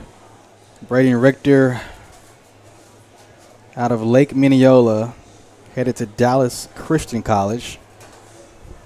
Just not the right stuff tonight, though. That's the one thing that's I love seeing when it comes to stuff like this, where whether it's a high school tournament or it's an all-star game like this, is seeing where the guys commit, because you always know about the Dukes or the Michigan States or, even a place like Daytona State. But when you hear of places like, Dallas Christian or Coker or stuff like that, it's like, wow, those schools exist? Where is that? And then you kind of go and look and go, oh, wow, they're in this division, they play in this league, and, oh, this is the tradition or the cup or the rivalry game or whatever that they play. And it really, I like it because, again, there's so many opportunities to play ball, no matter what it is, or continue your sport in college. But to see a team like Dallas Christian, because I'll be honest with you, I didn't know Dallas Christian existed until this game here, and it gives opportunities for schools like that to get some exposure, and for guys that are going to go play there, and it's another testament to, just because you didn't get picked up or looked at by teams that everybody knows doesn't mean that it's not a good spot to go play. And I love seeing that these guys have a home to go play after this game and after high school. And at least for me, it's another place that I might get on the Google machine tonight and see what that team's about. Nick McLeese out of South Lake will warm up the cannon, and we'll take a break as we still in the middle of the top of the fourth. Bases juiced here for Volusia. You're watching Varsity Sports Nation.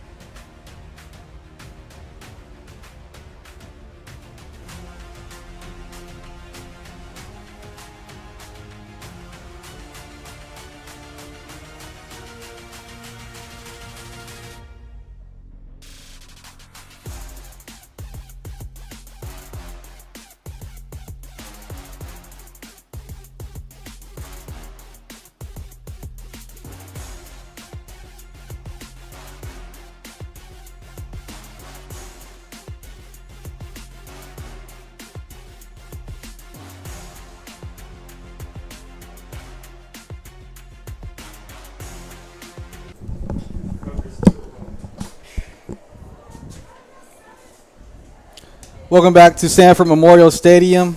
Bases juice for Volusia County. New pitcher on the mound. It's going to be number 14, Nick McLeese, going against another number 28. This one's going to be, what do you got? Who could this be? I'm not sure, to be honest with you. Well, we already saw Evan Brothers. We don't know who this one may be. Malachi Morgan. That's the guy that's on the mound. Oh, that's the guy that's on the mound? All right. Nice pop fly to shallow center. Oh. Nice grab. Throw to third. It's going to hold off the runner. So that'll be out number one. I mean, Payson Garcia gets held up. That was a great catch. I mean, he got it just on the end of the webbing of his glove, and the hat flew off. And, that's probably the best athletic play we've seen on defense that wasn't routine. And that's plays like that keep it at 1-1 and prevent the runners from advancing. That was a great play.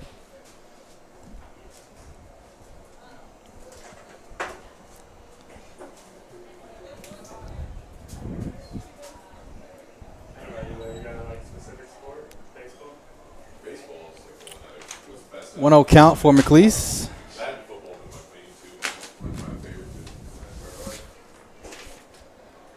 Base is still full here for Volusia. That's going to probably be another storyline here as well. Is this is the second straight half of an inning where we've seen bases loaded, and it's one thing to get guys on base, but the dangerous three words is left on base. So we'll see how many teams can minimize that tonight. Nice hit for Chris Cable to left center. Nice fielding there. Runner will come home to score for Volusia, and runners on the corner. So that'll make it 2-1 Warriors lead here in the fourth. And that's big time. I mean, just as I had said it, it's going to come down to who leaves the fewest amount of guys on base. A sac fly isn't that bad, because if you hit it deep enough like Volusia County just did, it brings a guy in like Kenny Capria to get him in position, and especially in a game like this where I keep saying, and you've said it as well, where runs are hard to come by. That's going to be one of the differences in this game. Another run goes to second, still in second. We've seen about 5 of those, maybe 6 or 7 of those so far tonight. Kenny Capria committed to Davis and Elkins. So 2 outs down, 1 ball, no strike for McLeese. And this might be one of those innings that you just have to get through it. Yeah. If you're Lake County, and just get to the end of it and kind of stop the bleeding here, and then kind of, give yourself a break on offense there. Nice hit in the gap. Throw off the mark. It was in time, but another run comes home for Volusia. Throw is to second, and the throw in time. So that'll close the frame, but Volusia goes up 3-1 here at Sanford Memorial Stadium. You're watching Varsity Sports Nation. We'll take a break.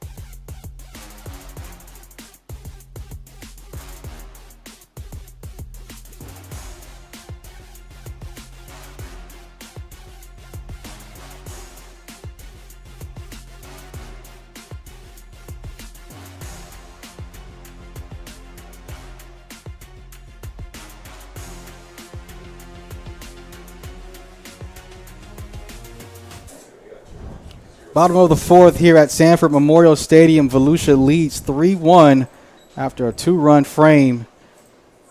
And now Lake County trying to respond here. David Strickland on the mound out of Atlantic for Volusia. Still undecided. And he's battling against Dallas Rasmussen. Yeah, we've seen both teams have scored in the last 3 halves of an inning going back to the top of the third. We'll see if Lake County can get potentially their first lead, or at least tie it up, or maybe Volusia will stifle the offense or potential start there for Lake County. But seen some good back and forth action here through a couple innings here. Excuse me, this is Jordan Brewer batting. Tips that one away for a foul. For a strike, excuse me. One of a few kids from South Lake is Jordan Brewer.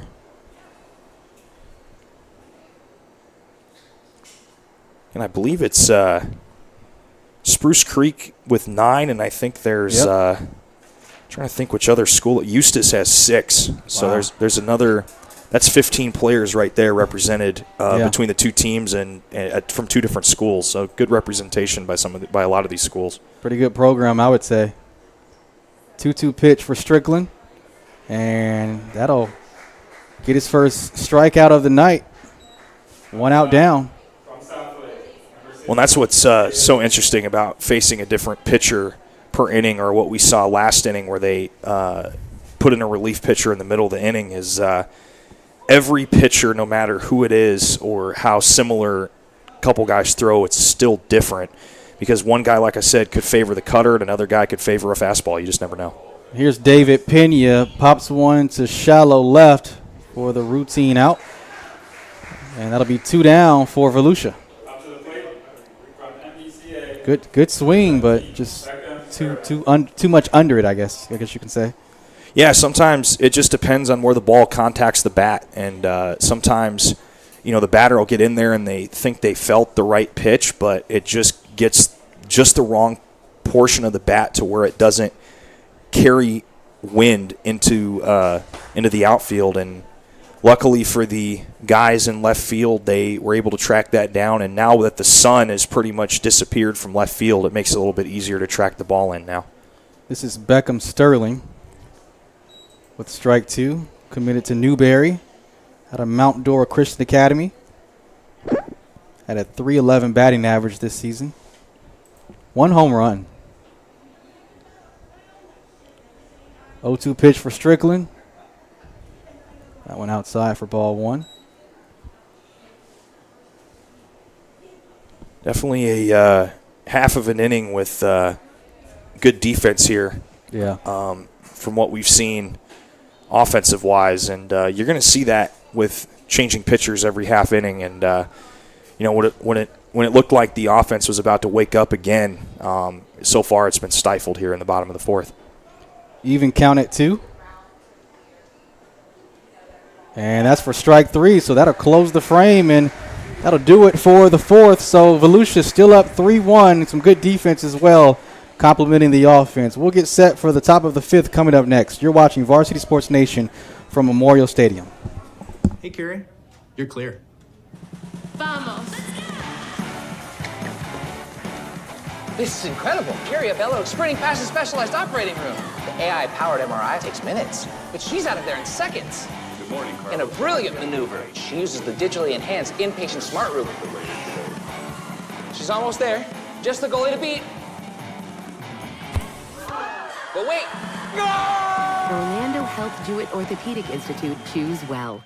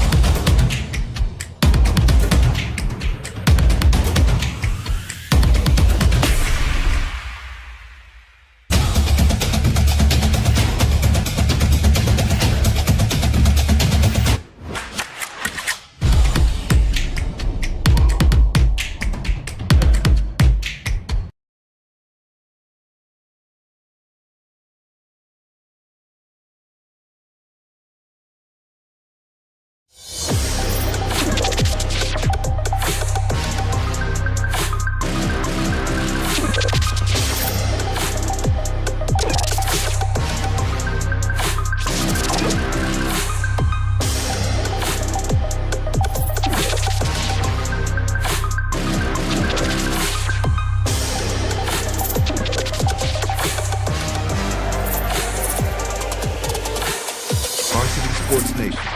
Unleash the champion within.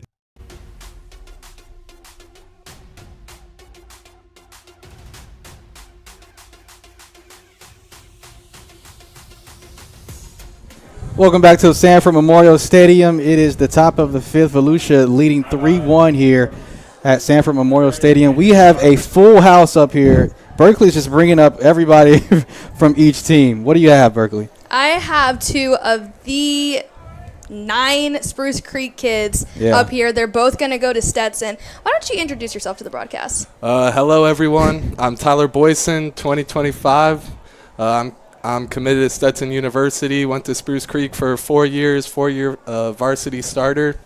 And, yeah, having a great time out here. Thank you guys for putting this on. Yeah, I'm enjoying it. He's listing everything. Do you want to just add on your social security's number, too? I'm just kidding. I mean, if you want it. No, it's okay. No, we don't want it. We don't want anyone doing any of that. So I was talking to you guys earlier before the game, and I was trying to get something out of you. Like, how did you get committed to Stetson? I mean, you kind of were, like, downplaying it. But, I mean, tell me something a little bit more exciting about how that came to be. I mean, what I know from what coaches have told me and everything is they were there for my sophomore year high school season. And that was kind of when the recruiting rule got put into play, and they wanted to talk to me, like, during that. But then the rules changed, and they had to talk to me August 1st of my junior year. And so then they reached out then, asked me to go on a visit, and they just really enjoyed watching me. And I really enjoyed the campus, really enjoyed everything they had to offer. And so I think it's going to be a great fit. I mean, you guys have a beautiful facility up in DeLand. I mean, it's amazing up there. You guys have a pretty good program. You're going into a pretty good program. I mean, what's something that you really are looking forward to? What's a team that you're excited to play against even if they're not in your conference? I mean, I know they have a big rivalry with Austin P. Yep. You know, I always see a lot of that on Twitter. But, I mean, all the Florida schools, like Florida, FSU, UCF, like, those will be fun schools to play. Anything that you are nervous, like, with the transition going into a Big D1 program?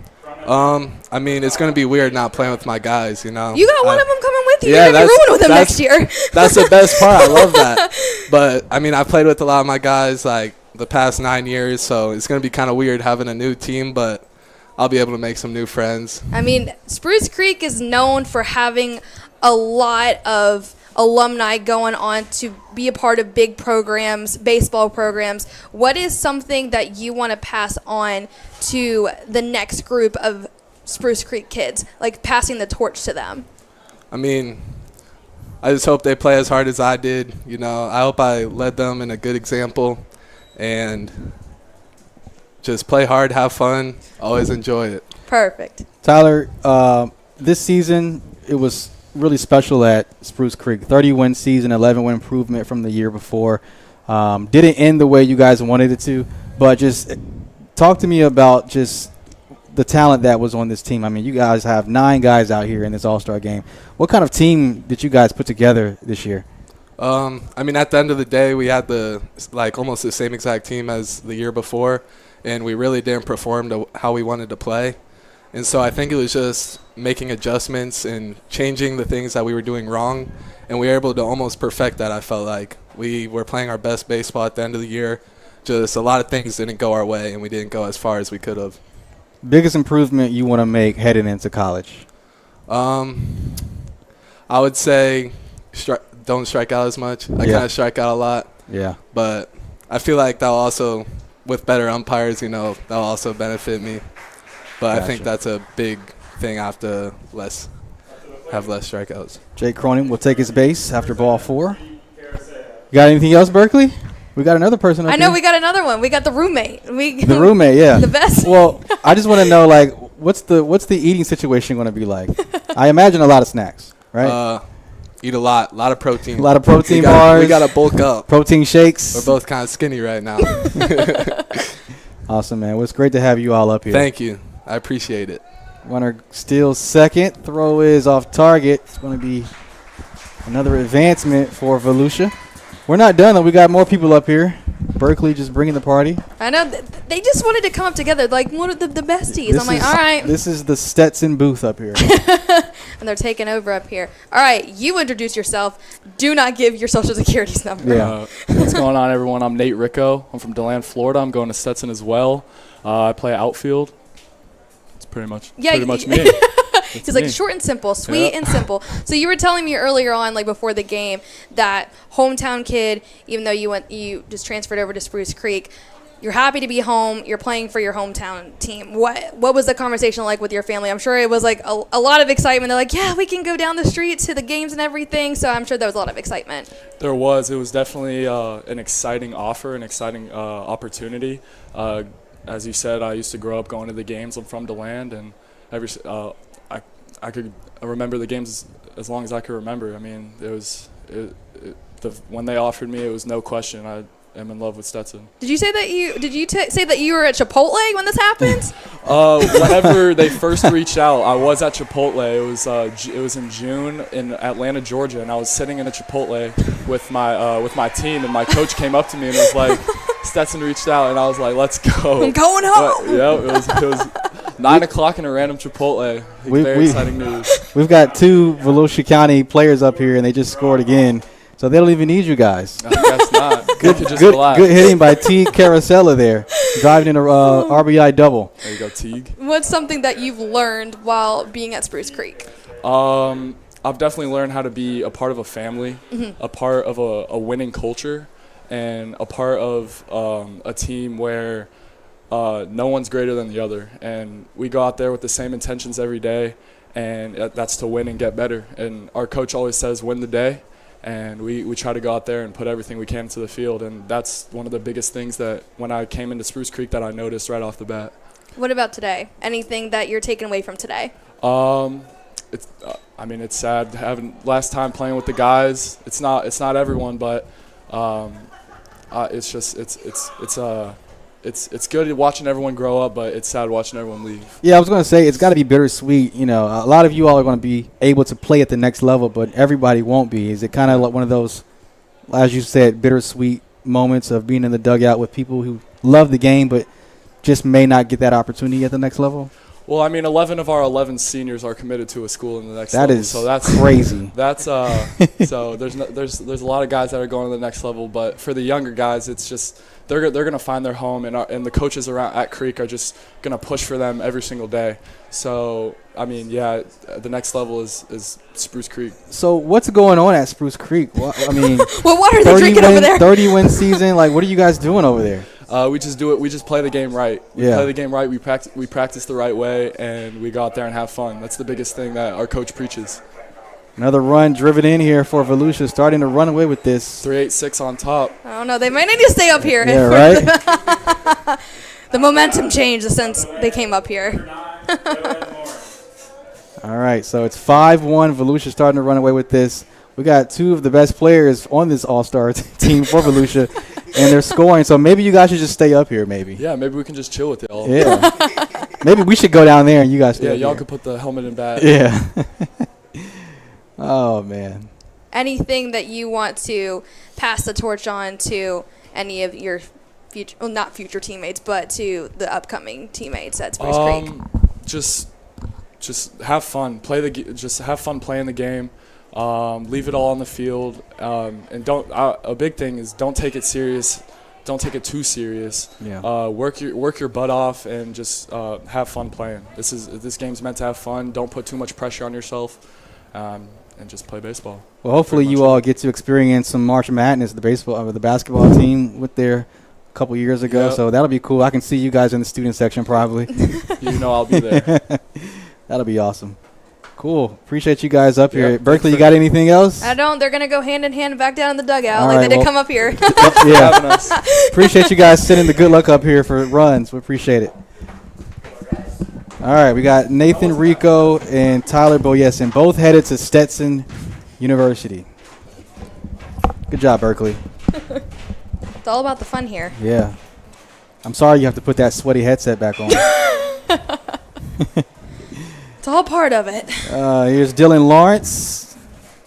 Hits one in the near second base, but he'll be out. 2 outs down for Lake County.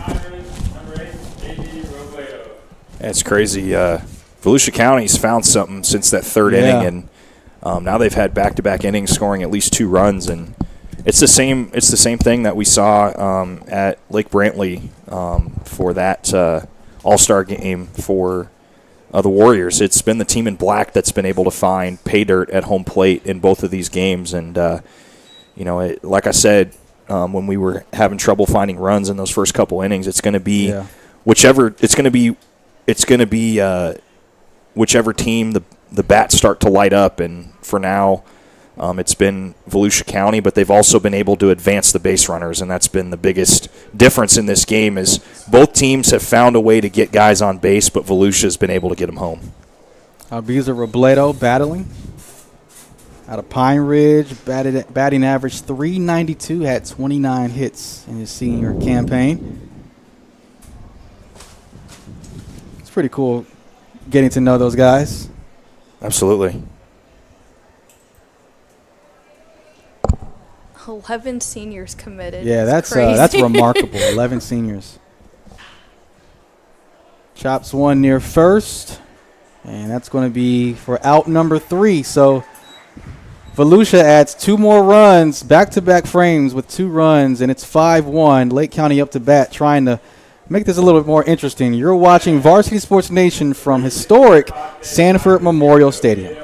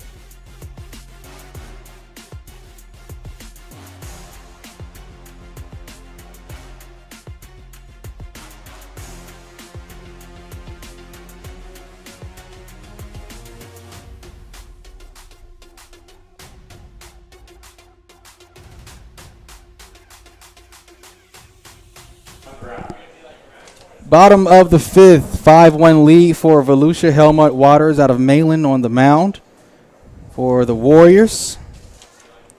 Going up against number 24, Josh Brown out of South Lake.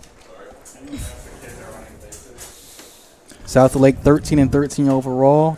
Team finished 500 for the second straight year. Nice hit into shallow right, but goes foul. Yeah, it had the opportunity for him to get at least a base hit there if it curved back towards the left, but couldn't quite do it. Looks like the Birds are having a meeting out there in they're congregating right center. Yeah, maybe they're trying to figure out if they want to go to Christo's Pizza after this. I don't know. Well, the sun's not out now, so the Birds are going to come out.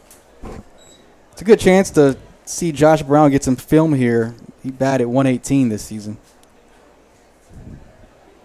Drove in 6 runs, had 4 hits. And that one goes over us. 1-2 count. So the pitching carousel continues for both teams. That one inside for ball 2. Well, it's funny because I thought there was a lot of pitchers last week when there was 19, but yeah, They said watch this while I had 5 more. But I think that's kind of what you see at any all-star level. I mean, when you look at football, you've got like at least 4 to 5 quarterbacks on each side, sometimes like 8, 9 receivers, and you got guys, a ton of guys, and limited time to get themselves a chance to show what they can do. So Helmut Waters walks Josh Brown.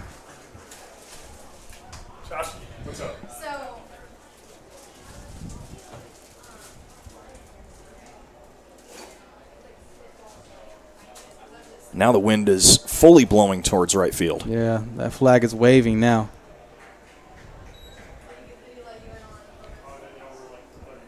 See how that plays into effect in the back half of the game here.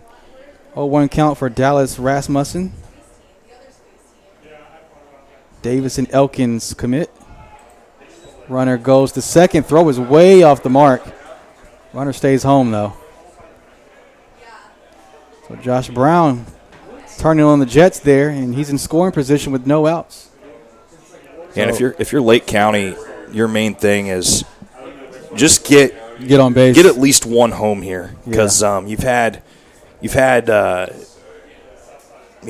3 innings where you haven't scored, and for Lake County, just got to get at least one home, because sometimes all it takes is one. No matter if it's only one, sometimes that's all it takes. Line drive for Dallas Rasmussen, out number 1.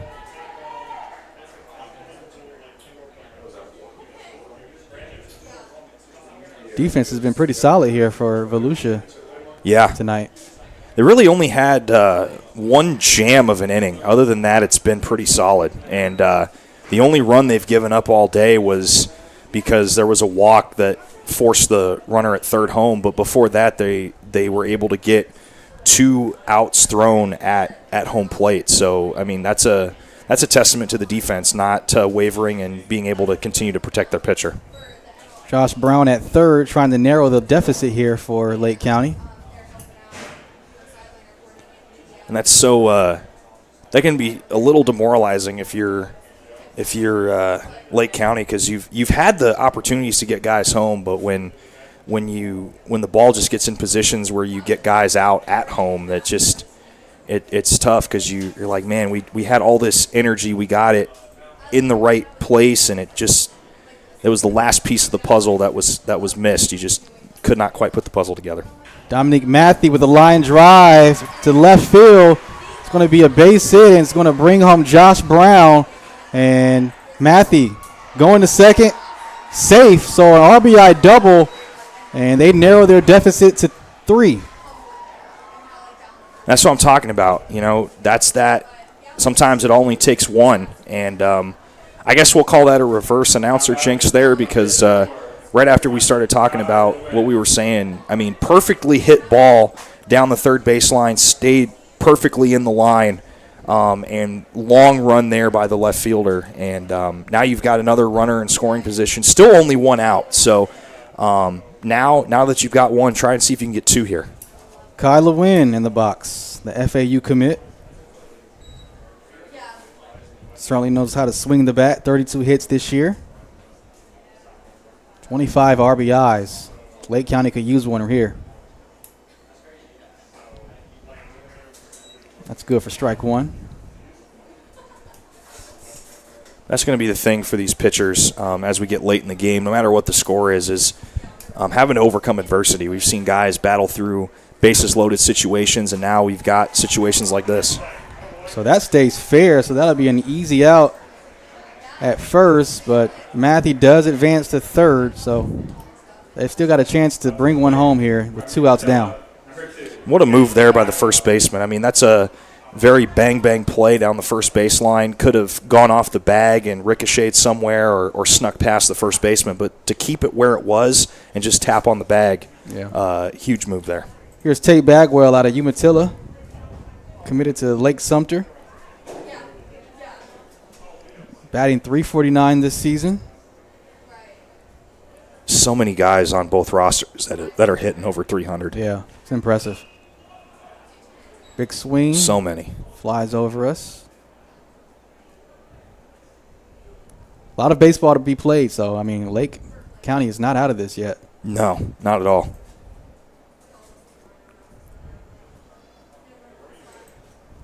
Two-oh pitch. That one high and inside.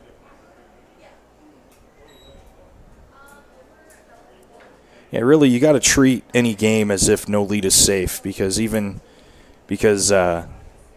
you give one team that little bit of hope, or you get a situation where the momentum starts shifting the other direction, you just never know. And sometimes it takes the whole rest of the game to chip away at a lead and to come back, or sometimes you just have that one weird inning where you score a bunch of runs. And I think if you're Lake County, you just got to play the long game and continue to chip away while having a strong defense on the other side. 3-1 pitch. That one down the left field line. And that one goes foul.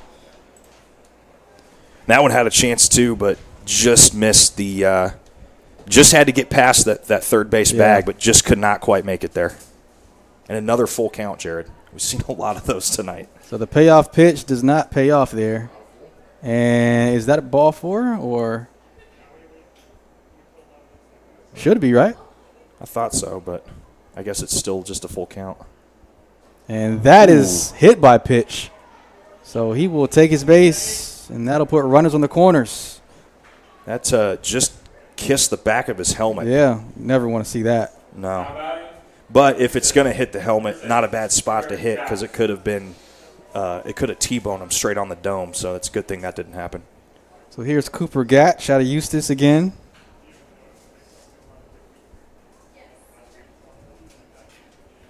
We talked about Spruce Creek having 9 guys, but Eustis, I think they have the second most here with 6.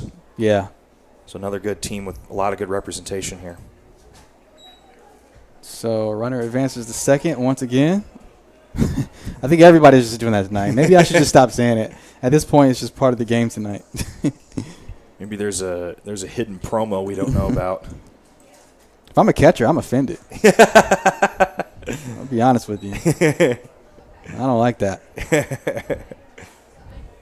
Hey, I mean, they can keep the steal, but if they can't get home, then yeah. I mean, but I get it though, because it's like, man, you're really trying to test my arm every time you go to first base. That's crazy. But yeah.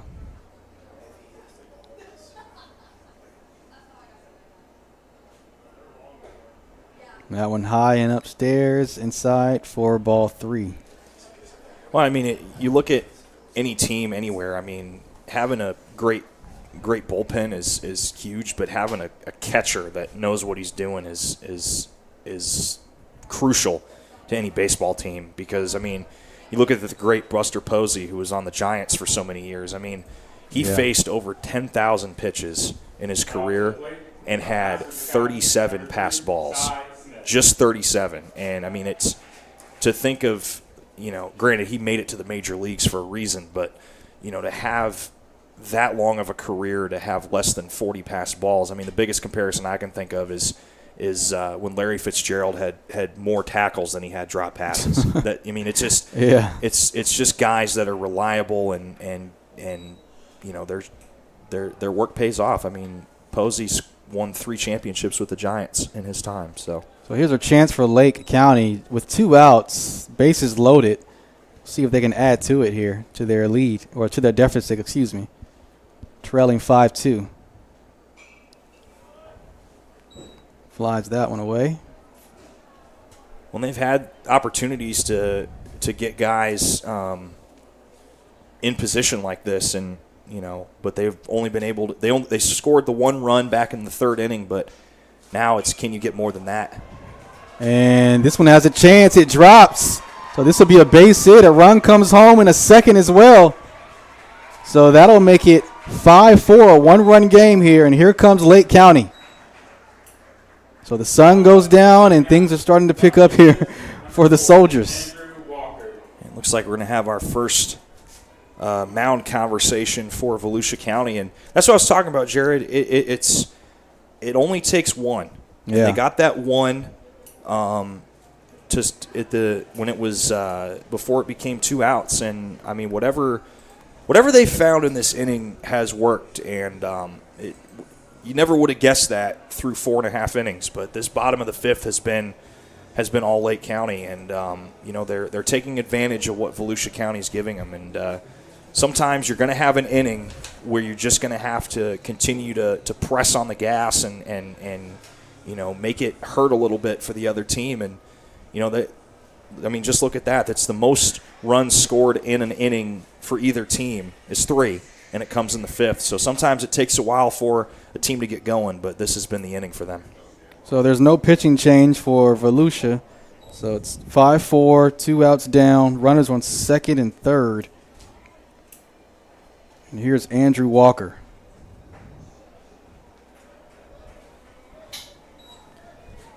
And sometimes you just have to battle through adversity if you're a pitcher. Just because you've given up 3 runs, you just have to stick with it, because you're going to have situations like this in college.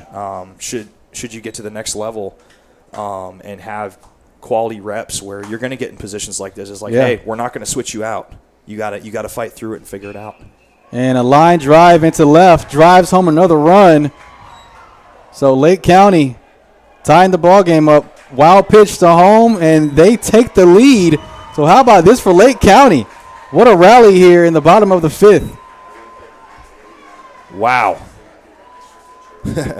Down 5-1 going into the bottom of the 5th, and now they've scored 5 total runs in this inning. And, I mean, you never would have guessed it by how they started this game, but if you can force Volusia County to now have their second mound visit in this inning, and now we're going to have a pitching change, I mean, that's exactly where you want this team to be, because now the momentum is fully switched over to Volusia County.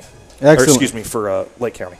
All right, so Abiza Robledo is going to come out and check that. Not Rabizo Robledo. Can't tell who that is. I think that's number 8, I think. It's hard to tell by the jersey. I think it's number 8. Yeah, it's number 8, Jared. Abiza Robledo. No, that's not Abiza. I think it's Anthony Barton, because he's got the blonde hair dye. Anthony Barton from, of course, Spruce Creek. Committed to Miles College. So, yeah, the carousel of pitching continues here. But how about this rally here from Lake County? We thought they would have been out of it, but the sun goes down. They start hitting. Maybe you could say, I guess, the sun was playing a factor of the heat down there, and now we're seeing the bats come alive here for the Soldiers. Well, and it could be, I use this reference sometimes. There's one character in Super Smash Bros. Called Lucario, and the more damage he takes on, the stronger he gets. Yeah. And in all seriousness, it was hot. It was a very hot start to this game. It was between 93, 98 degrees when we all got here, and now that it's the temperature's starting to go down a little bit and it's starting to feel a little bit nicer, it's like, okay, are you exhausted from the heat, or are you treating it like it's another day at the office? And for guys that are from Florida, I mean, it's one thing to play in extreme cold, but to be able to battle through extreme heat, especially with the humidity starting to come around, because it is almost the summer. That's a huge thing for these guys. And granted, most states where it snows, they do end up either traveling to states where it's not snowing, or where they can play in a dome. But it might just be one of those things where I guess they just got stronger with the more heat and humidity they took on. So Lake County continues to do damage with 2 outs. Error there, but the throw in time, and Volusia gets out of the jam. So good pitch from number 8, Anthony Barton, gets out of the jam there, leaving 2 runners stranded. But Lake County in front here, scoring 5 runs to go up 6-5 as we get set for the this top of the 6th. You're watching Varsity Sports Nation, the 2025 Cure All-Star Game here from the historic Sanford Memorial Stadium.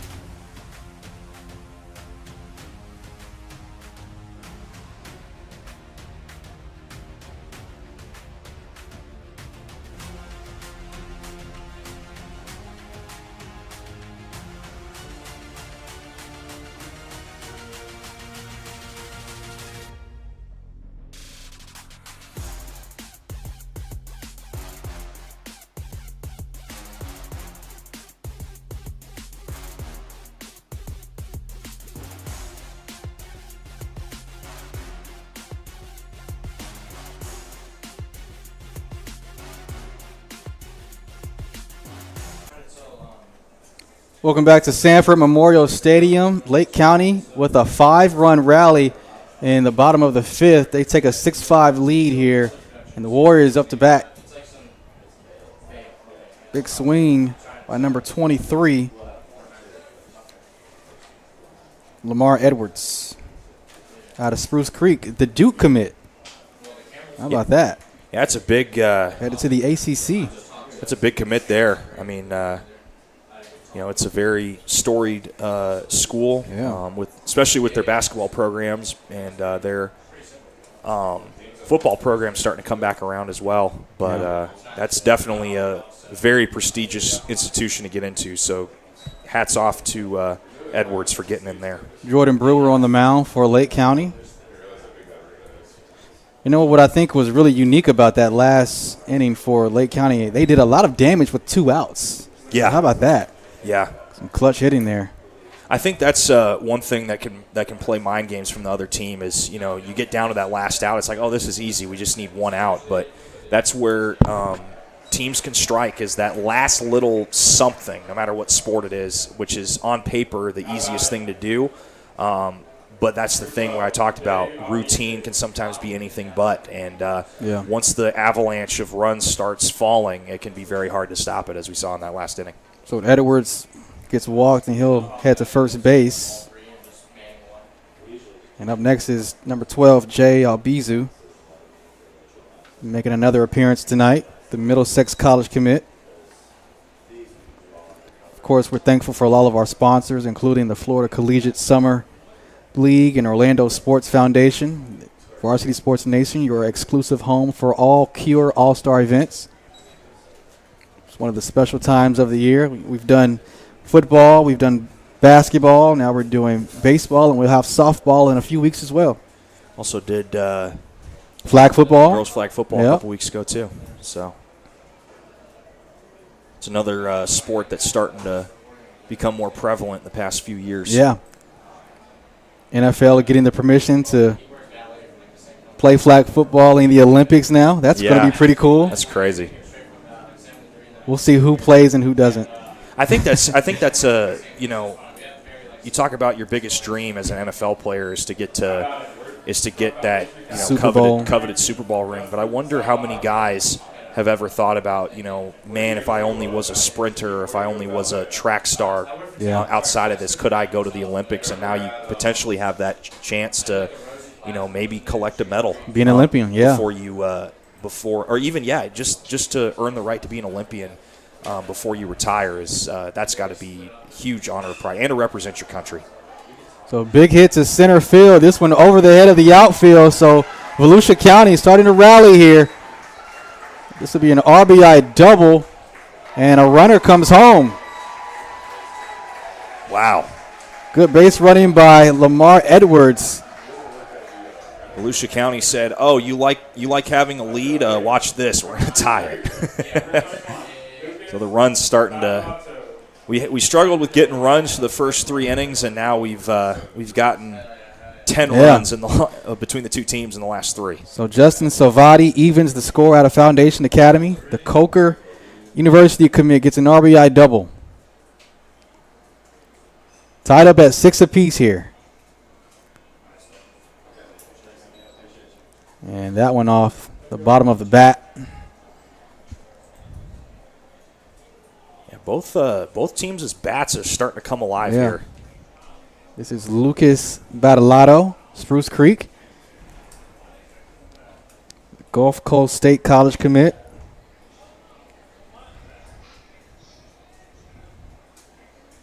Runners on second and third.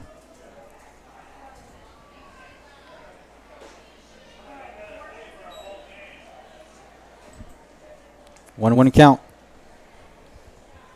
Yeah, and I think for Volusia, getting guys back in scoring position after you've surrendered the lead is very important. But also too, this game is going to come down to who leaves the least amount of guys on base, and Lake County took advantage of that last inning, but Volusia is going back to their scoring ways here. Here's Badalato with a deep shot. That one's over the wall. Check that. Stays in play. So that'll be a double, and 2 runs come home for Volusia. Looks like that one was gone. That's off the top of the wall. I'm very surprised they didn't call that a home run. Yeah. Because it doesn't matter if it comes back in as long as it hits the top of the scoring area. And they're going to have a conversation, see what the call is here. But it's ultimately on the it's going to be an RBI double, so it won't be a home run, but nonetheless, Volusia taking an 8-6 lead here. Man, what a game this has turned into. Yeah. Starting to get some drama here. But I feel like there's been so many storylines in this game. I mean, it started off as the defense, then it was Volusia finding something, then it was Lake County finding something. Now it's just turned into a absolute scoring duel. Like we don't know who's gonna have the lead by the time this thing's all said and done. So here's Rustin Hurley back in the box out of Seabreeze High School. Runner on second. Still no outs.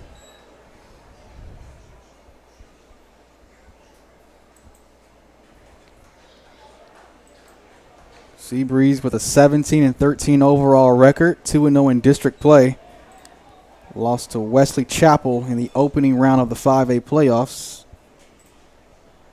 Wesley Chapel ended up losing to Mater Dei this past Saturday in the state title game. Chops that one near third. Throw to first in time, but skips it. So runners advance and another run heading for home, and that'll make it 3-run advantage for Volusia.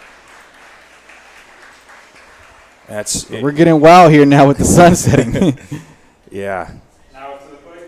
Yeah, the bottom of the fifth, where Lake County scored the most anybody had scored in an inning with 5, and now Volusia County has turned around and they've got a 4-run inning. So, all right. So here's Nathan Rico, who spent some time up here in the booth. Let's see what he can do now. Runner on second. Nathan Rico, of course, headed to Stetson University.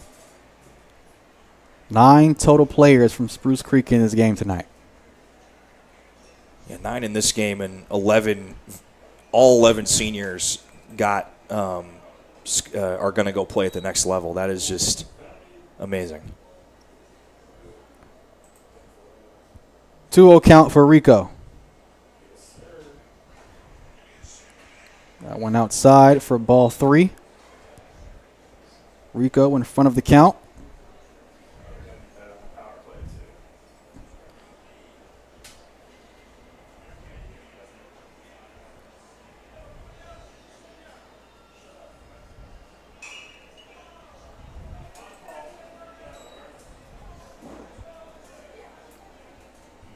A good swing there, because I think that was going to be a strike anyway, but he definitely wanted all of that one. Warriors up 9-6, 3-1 pitch here. And he puts it in play. This will be in the right gap. And Hurley is on his way home, and that'll make it 10 runs for Volusia. 4-run advantage, and Volusia responds after giving up 5 runs in the last inning to Lake. They told Lake, you can score 5 runs in a half inning, so can we. And we're going to have another mound appearance this time on the Lake County side. And, it's the pitchers and the defense had it for the first 4 to 5 innings, and now it's been all the bats in the last couple half innings. You normally don't see that in a game where there's a little of everything, but we've seen a little of everything in this baseball game. So that'll be the end of Jordan Brewer's night on the mound. Looks like Braden Richter is heading back up to the bump. So, what a last inning and a half. 5 runs, back-to-back frames. This is what you want in an all-star game. You want to see some good hitting. You want to see some good base running. And we're getting a whole lot of that now as we get later into this game. Well, and I think, like I said, you've seen a little of everything. You've seen defense, you've seen pitching, and now you've seen bats. And, if you're a guy who maybe doesn't have a home like a lot of guys do on both of these rosters, if you've gotten the film that you've needed, whether it's been batting or fielding or pitching or what have you, this has been the game to do it. And we're still, I think we're in the 7th inning, if my eyesight is correct. Sixth inning. Top of the 6th, yeah. I swear I know how to read. It's anyway, okay. But no, like in all seriousness, you've still got at least 3 innings left. If you still, need to get a chance to do something, but all these guys have had situations. We've seen some get out of jam situations going back to the bottom of the third, where Lake County was able to tie it off of getting a guy home, but had to earn it because there was a couple throw homes to home plate. But we've seen a little of everything, and we still got a lot of action left. All right, so Richter will continue to warm up, and we'll take a quick break here at Sanford Memorial Stadium.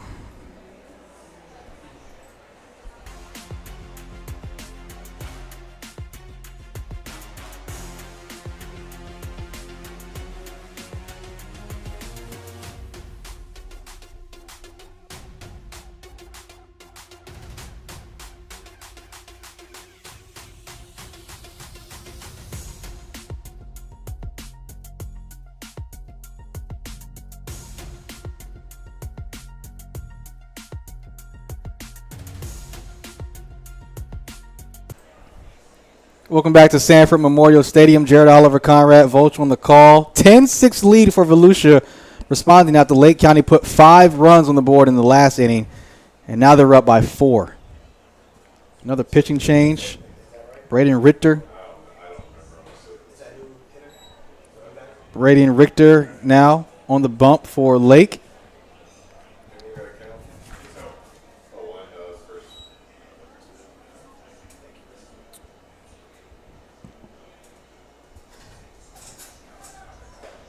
Runner advances, steals second. Throw is high in time, but wasn't able to tag Nathan Rico. Yeah, we've only really seen, I think, 2 guys get picked off trying to steal, or caught stealing, I should say. But most of the guys that have done a steal attempt tonight have all been safe.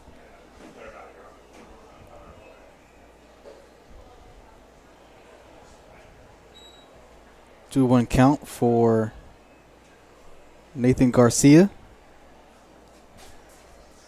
It's a nice, cool 88 degrees right now. Yeah. It was 93 earlier, and it's dark. That one popped up. And a nice grab there for Josh Brown. It's a good move there by the first baseman. Don't risk the pitcher. Yeah. Potentially getting banged by the ball flying through the air. So that was cool to come in there and catch that ball for the first out of the inning.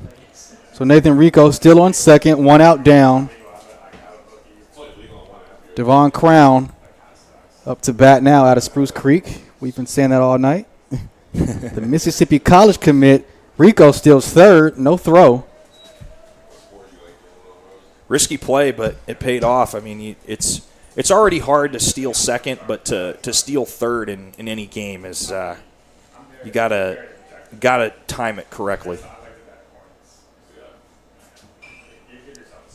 Fouls that one away. That's the first ball to sneak through the netting and get into the stands. Heard the clank, clank, clank in the stands over there.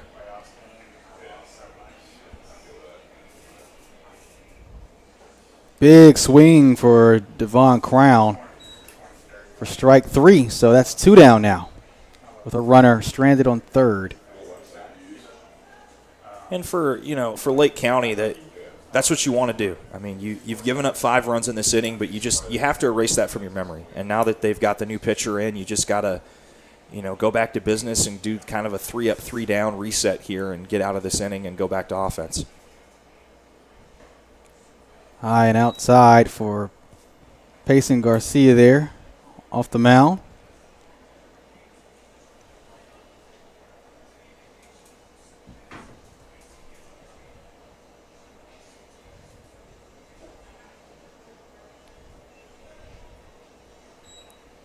So we've had back-to-back batters from Spruce Creek.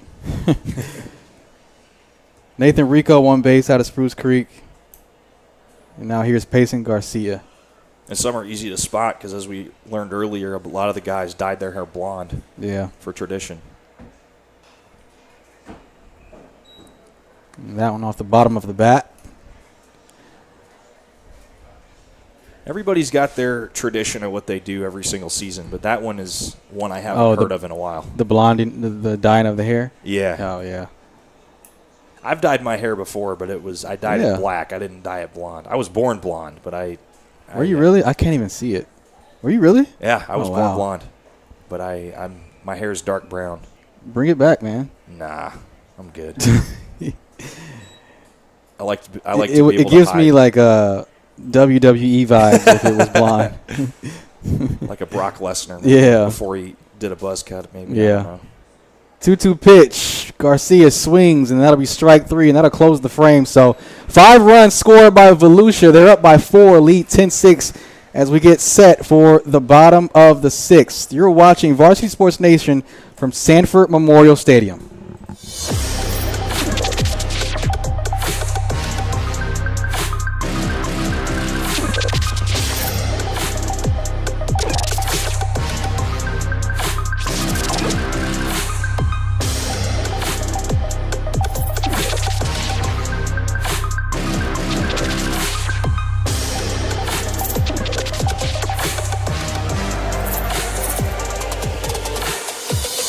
Sports Nation.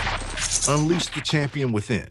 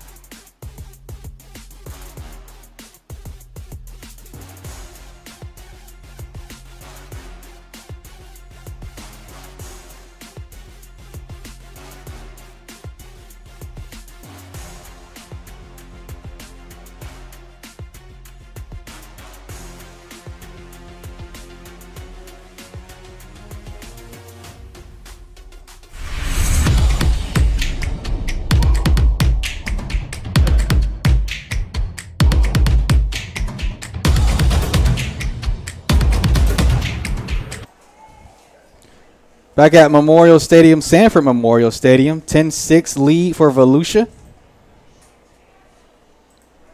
And on the mound now is going to be Michael Saran out of Foundation Academy. Going up against Gavin Touchton. And first pitch is going to be ball 1. Yeah, we've seen back-to-back halves of innings that with combined 10 runs. So we'll see what comes of this. I mean, the bats definitely lit up here as we get into the later stages of the game. But now it's just going to be who can continue to keep them hot, because the spark of the bat will eventually go out. It just depends on when. Big swing for Touchton for strike 2. But I think the main thing for Lake County is they've got to continue to keep those bats hot, because Volusia has not been able to get through. Volusia has found a way to get through Lake County's defense, and Lake County that's going to be their main thing, is they got to tighten it up on defense and continue to score some runs. So 2-1 count now. Here in the bottom of the 6th. No outs. Soldiers trying to narrow that lead.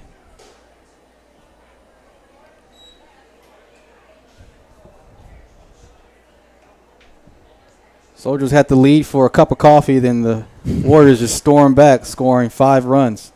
Yeah. It's crazy how fast things change.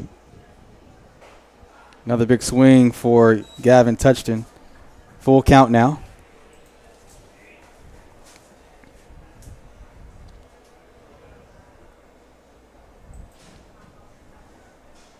Another full count.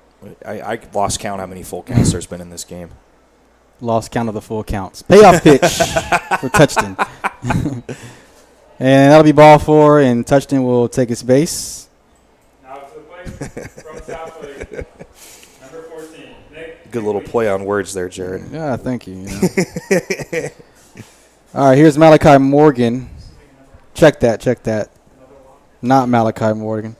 Nick McLeese. Good catch there. It's been quite a challenge up here when you get the numbers the day of, and some guys have the same number, so we're trying our best up here. We apologize in advance or for previous errors.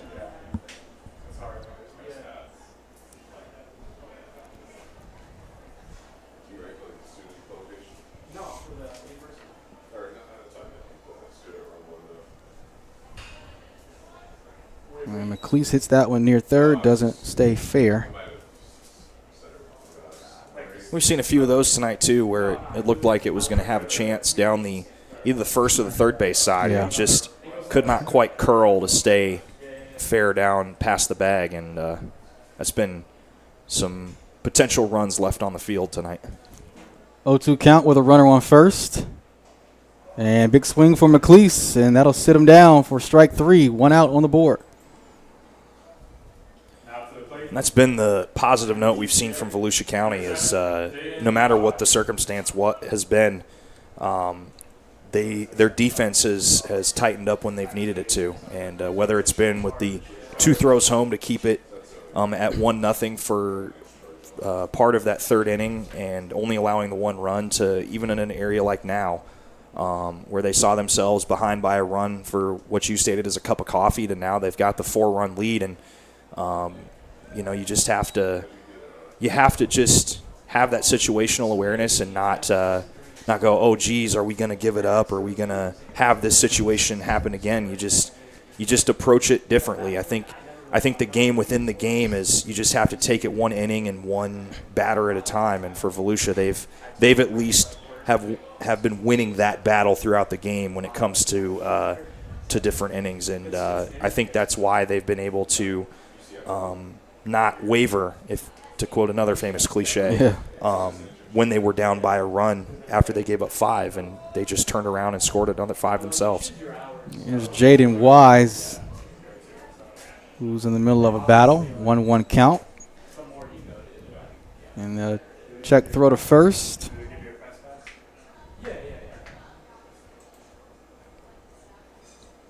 Touchdown on at first. 2-1 count, excuse me.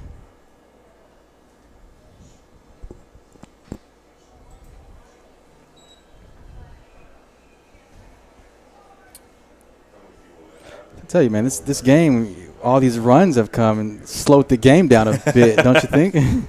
Well, yeah. I feel like we were flying through the game at first, and then we got to like the 4th, 5th inning, and then things slowed down here. Yeah, that's kind of the blessing and the curse you get with a high offensive battle is, when you have like a pitcher's duel or a defensive duel, it can be a bang bang like 3 up, 3 down, or situations where you can get a quick loading of the bases and then a quick 3 outs. But that's the thing you get when you get a bunch of offense is the inning or the half an inning ends once that 3rd out hits, and sometimes it takes a while to get that 3rd out. I'm sure the players don't mind playing in some cooler elements, though. Well, yeah, even though it's went from 93 to 88, I mean, having it to where the sun's not barreling down on you while you're out there, I can imagine can be a big difference. And it's granted, the humidity combined with it is not fun as well, but it'll slowly continue to get cooler tonight. Payoff pitch. And strike 3 is called. So that'll bring up number 9, Rylan Zinn out of Lake Minneola.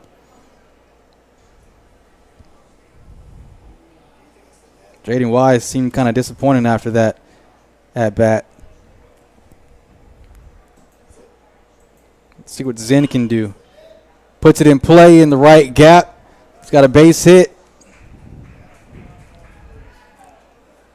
Now batting from Umatilla, number 18. And that'll bring up the Umatilla alum, number 18. When we saw Sean Griffin. We saw Lake County do a good job in that last bottom of the inning of the 5th of scoring a ton of runs while down to 2 outs. So maybe it'll be one of those, another half of an inning where they get a couple runs here, but see how Volusia responds to it as well. So wild throw to third is in time, and that'll be good to close out the frame. Good defense by Volusia.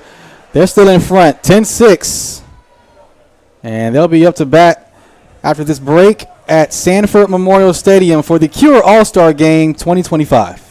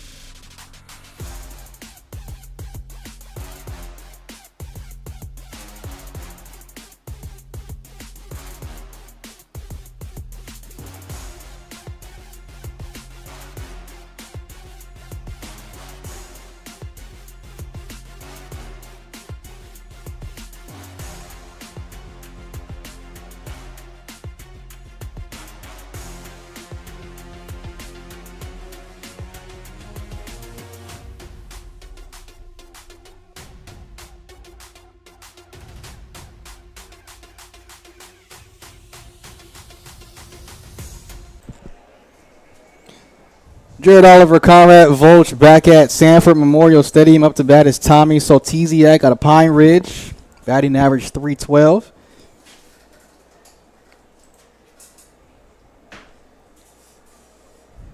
I mean, that's a big last half of an inning for Volusia to zero out Lake County. When it looked like Lake County was going to maybe get a response of 1 to 2 runs, but Volusia, I mean, their defense, Jared, has just been on point this whole game. And really the only struggle and blemish on this game for Volusia was the 5th inning.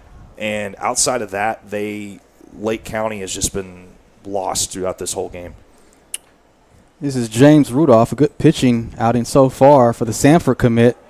That one upstairs for ball 1 to make it a 1-2 count.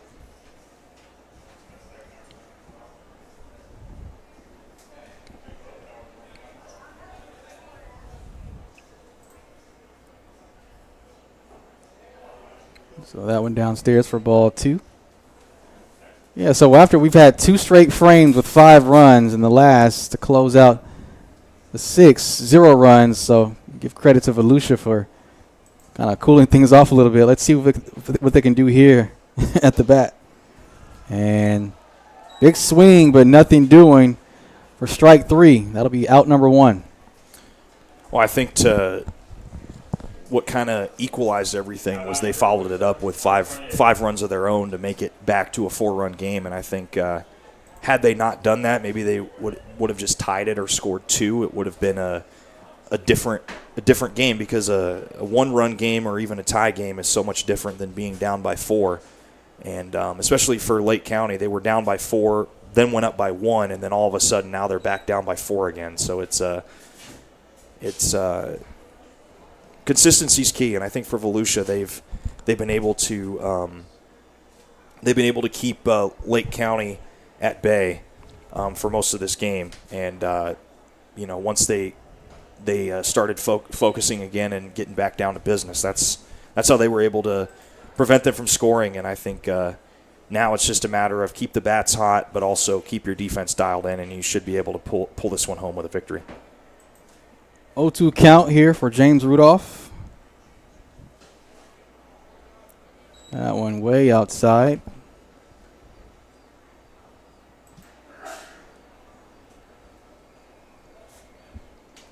It's definitely a humid one. See some of the programs in the stands and some of the homemade fans getting blown back and forth.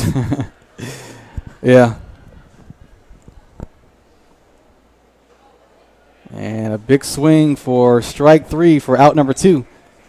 That's back-to-back strikeout swinging in this top of the 7th. So, we've seen some very good pitching on both sides, but to start an inning that way, to not allow a base runner, at least the first two batters, and to have back-to-back strikeouts here is definitely some good stuff on tape here. And here's Tyler Boyeson again out of Spruce Creek, the Stetson Hatters commit. Takes strike 1. I mean, just continuing to throw strikes here in this inning. I mean, it's just been that his inning. It's been good start here. James Rudolph, the Sanford commit, strike 2. Good outing here for him. Yeah. You wonder if the scoring is going to cool off for the rest of the night. I think we got maybe one more inning of some excitement probably.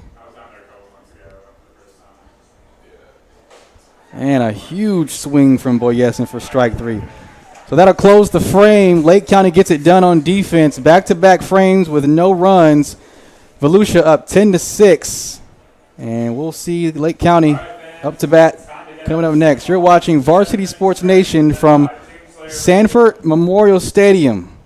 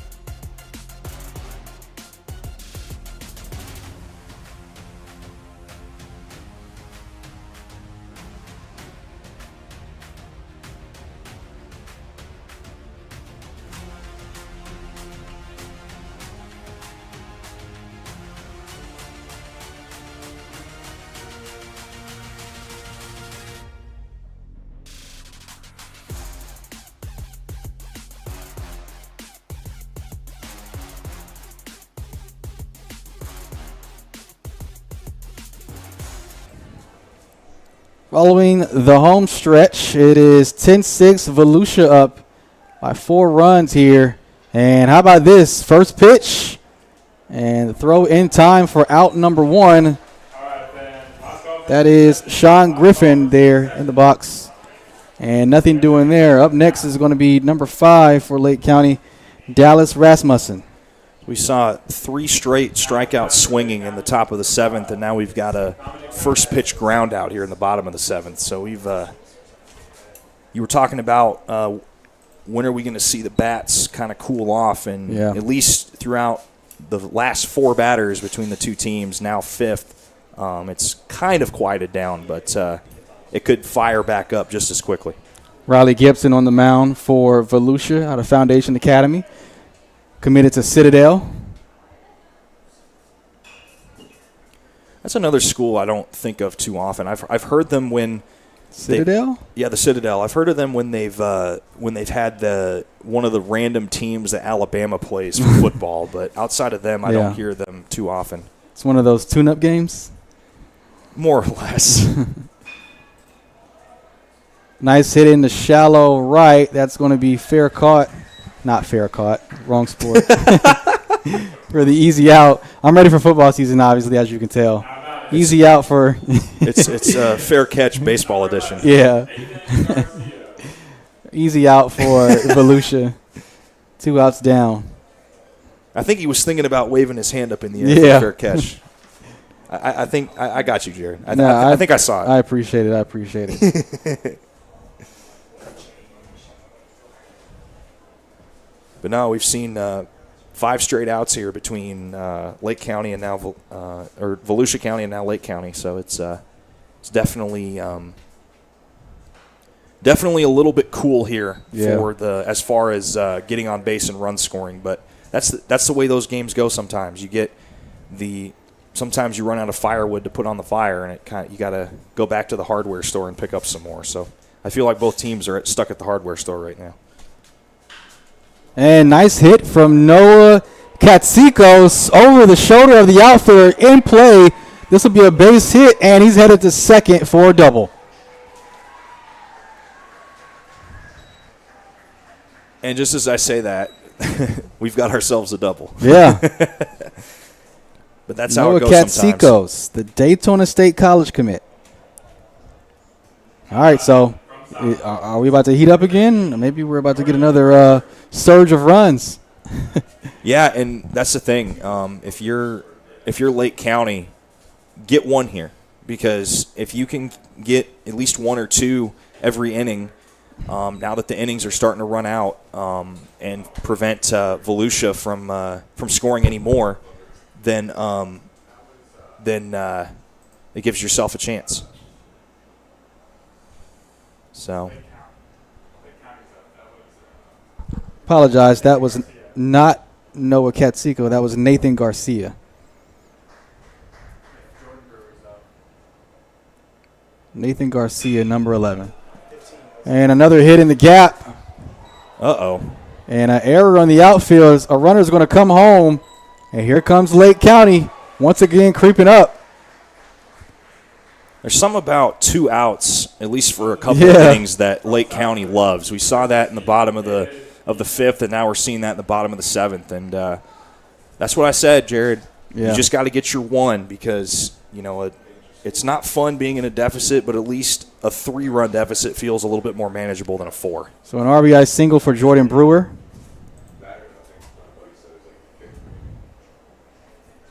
And this is number 16, David Pena.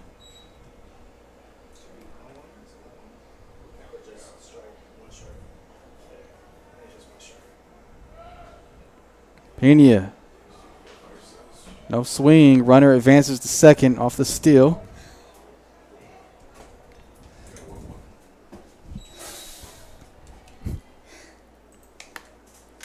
So back to a 3-run game here in the bottom of the 7th.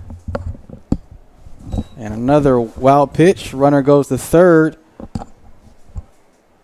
So Lake County once again a chance to trim this lead, this deficit down. Yeah, and it's like I said before, sometimes it only takes one, and we saw that in the bottom of the fifth. But for Volusia, they just need one more out. That's it. It's easy to say, hard to do. But for Volusia, just get that last out, get yourself out of this inning, and then come up with some offense of your own. But the most important thing for them is get out this inning and prevent any more scoring. So Pena chops one near third, and the throw to first in time, digs it out the ground for out number 3, and that'll close the frame and the inning. So we get set for the top of the 8th. 10-7, Warriors lead, Soldiers gaining ground.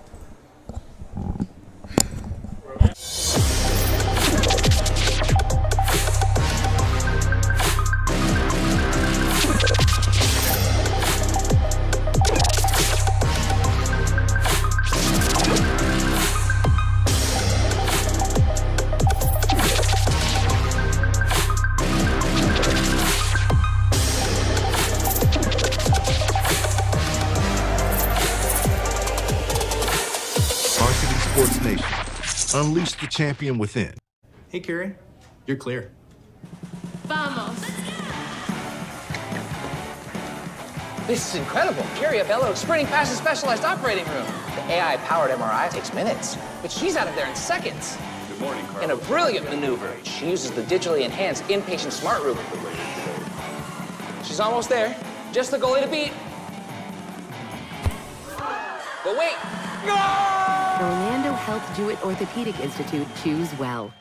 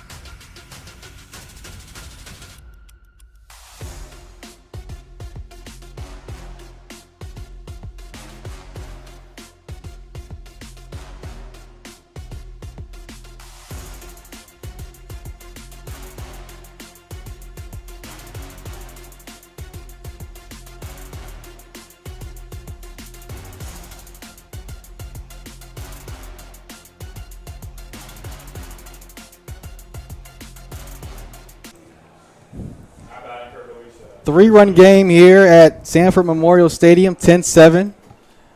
And Volusia up to bat here to start things for the top of the 8th. Good job by the Soldiers gaining some ground, adding a run on the board to make it a 3-run game. And Volusia has responded for most of the night. Let's see if they can do it again. It's not too often you see a football score on a baseball scoreboard. So right. Touchdown to a touchdown and a field goal now. Cooper Gotch on the mound out of Eustis, the Eastern Florida State commit. Big swing there for strike 2.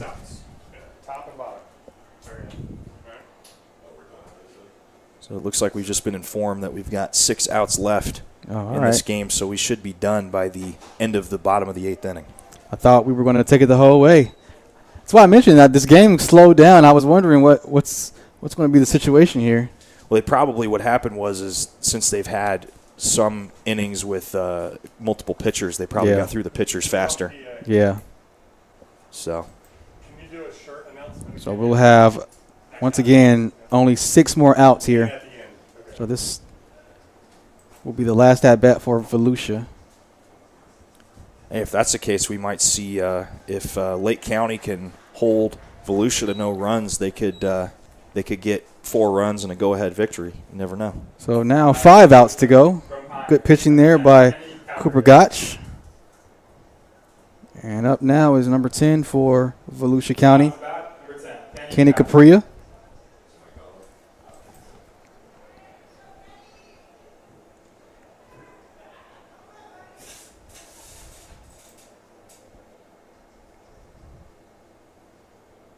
Capria, the left-hander.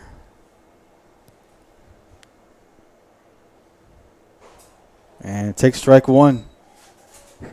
What is it, the ratio of right hand to left hand? Isn't it like 90% right, 10% left hand in the world? That's a great question. I have no clue. Well, I used to think if you were left-handed, you were lucky and you just were a special, unique person. That's what I was. I'm right-handed, so same. I can't even process what it's like to be left-handed. Anybody left-handed up here? No. See, all righties up here in the booth. Well, it's crazy because one of my good friends back in California is left-handed, and for like the first, I think, 6 years I knew her, I had no idea she was left-handed because it just never came up. And well, it's crazy because she's a ultrasound technician, and literally every machine in that field is all right-hand based. So having to force it, because for us it's so easy using our right hand because it's all we know. But for her, it's like, yeah, my arm's in pain and I have to like train myself to. I'm like, how does that work? Berkeley, how come you're not left-handed? Does it count that I was a left-handed hitter in softball? Oh wow. Okay, so left-handed hitter, right with your right. Mm-hmm. Yeah. Okay. A lot of athletes have that going on. Does it count? Yeah. No, not really, but it's a quarter of a point. Okay, I'll take it. Nice try though. Yeah. All right, full count again here. Another full count. Yep. See what Kenny Capria do. And Capria canceled. Strikes out for out number 2. Good pitching here from Gotch, man. Number 5, Jake Cronin. Make that 4 more outs left. Yeah. All right, so here's Jake Cronin out of Atlantic. Knows how to put it in play. Batting average .419 on the season. Can he send it to the Atlantic? I'm sure he could.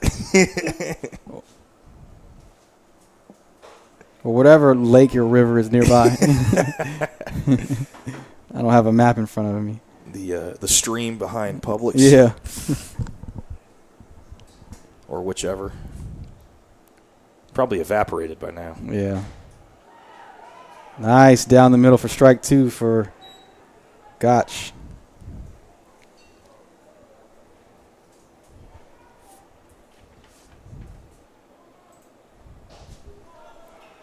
All right, wow. Strike 3, sit him down. How about that? So Cooper Gotch with the smooth walk-off after sitting a couple batters down. Still 10-7. Lake County has some work to do. We get set for the bottom of the 8th coming up next. You're watching Varsity Sports Nation.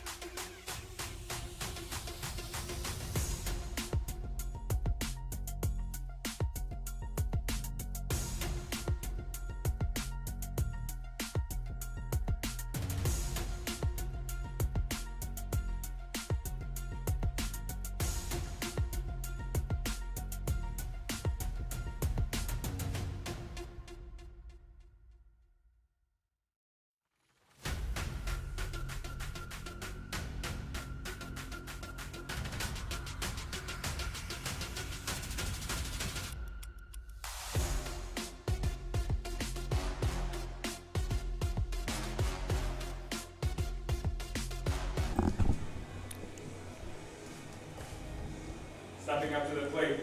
And welcome back to Sanford Memorial Stadium for the final 3 outs. The officials have decided that this will be the final frame of the night, as it is 9:05 p.m. So they've decided to make this the last one. Now, if they tie it up here, if Lake County ties it up here, I don't know what happens then, but we'll see what happens. Leading off for Lake County is going to be number 17, Beckham Sterling, out of Mount Dora Christian Academy. Start things off with a strike here. Yeah. Sterling, a Newberry commit, batting .311 on the season. Nice ground ball up the middle. Shortstop is there. Throw in time for out number 1. And that's the thing, when the bats start to go silent, it helps when you have the lead. And I think not necessarily the turning point in the game, but the defining moment of the game was the top of that 6th inning when Volusia County turned around and had a 5-run inning of their own to go back up by 4. And I think that's been the defining moment in this game tonight. Devin Crown on the mound for Volusia. Ball 1, battling against Josh Brown, who's had several at-bats tonight. And another chopper, this one near second. Throw is in time, but the throw off the mark. So Brown will be safe. We've seen quite a few errors tonight. Yeah, and it's like I keep saying, sometimes routine is anything but. And we've seen some good plays, though. We saw a great catch in shallow left center, and we've seen some other good catches. But, sometimes just the angle kind of messes it up, or the wind, or just, sometimes you take your eyes off the ball for that split second and allows the ball to fall out of the glove. Jake Cronin out of Atlantic. Swings for strike 1.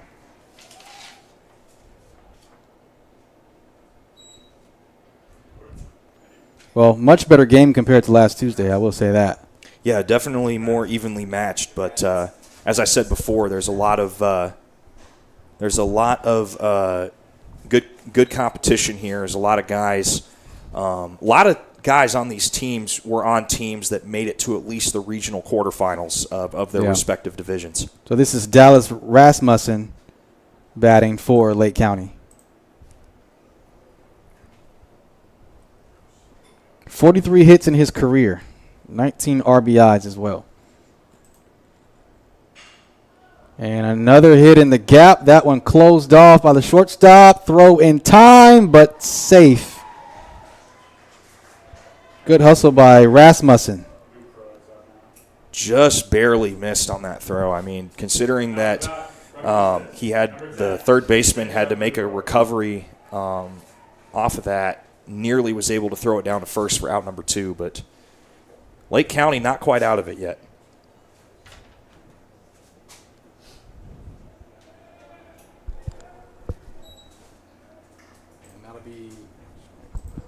Strike 1. Yeah, they said that he went on that swing there, so they're going to call it a strike.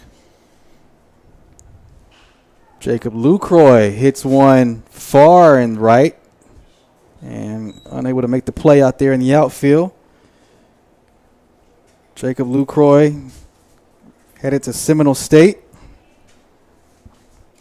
Heard some good things about that school. Yeah. I've heard a lot of people that go into nursing go there before they go to UCF for the nursing program. We'll be there for day 1 of high school football media days. Looking forward to that. It's crazy. We're going to blink and it's going to be fall sports again before we realize it. Absolutely. I mean, I can't believe we're already in the middle of May. It's flown by, right?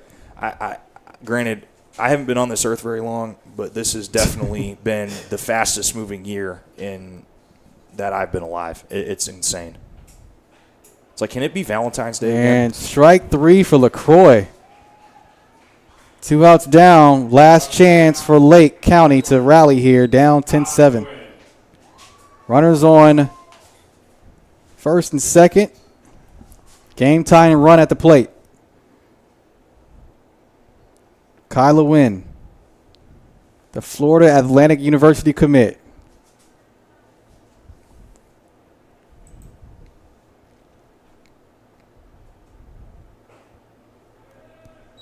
Strike one for Lewin.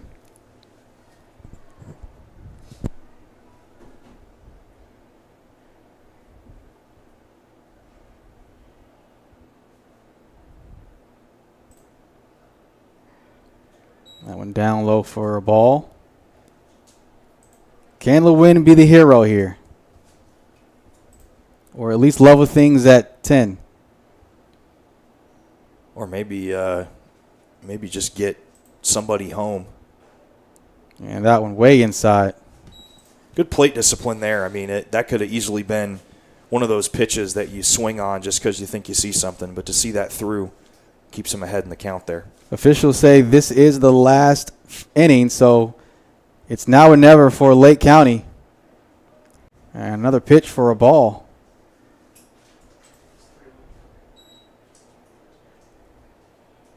We've seen Lake County a few times this game get guys on base.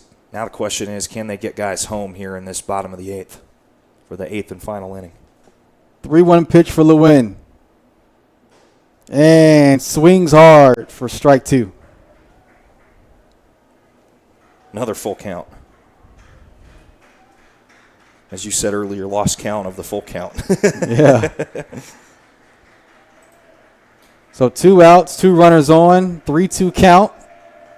Last chance for Lake County to rally.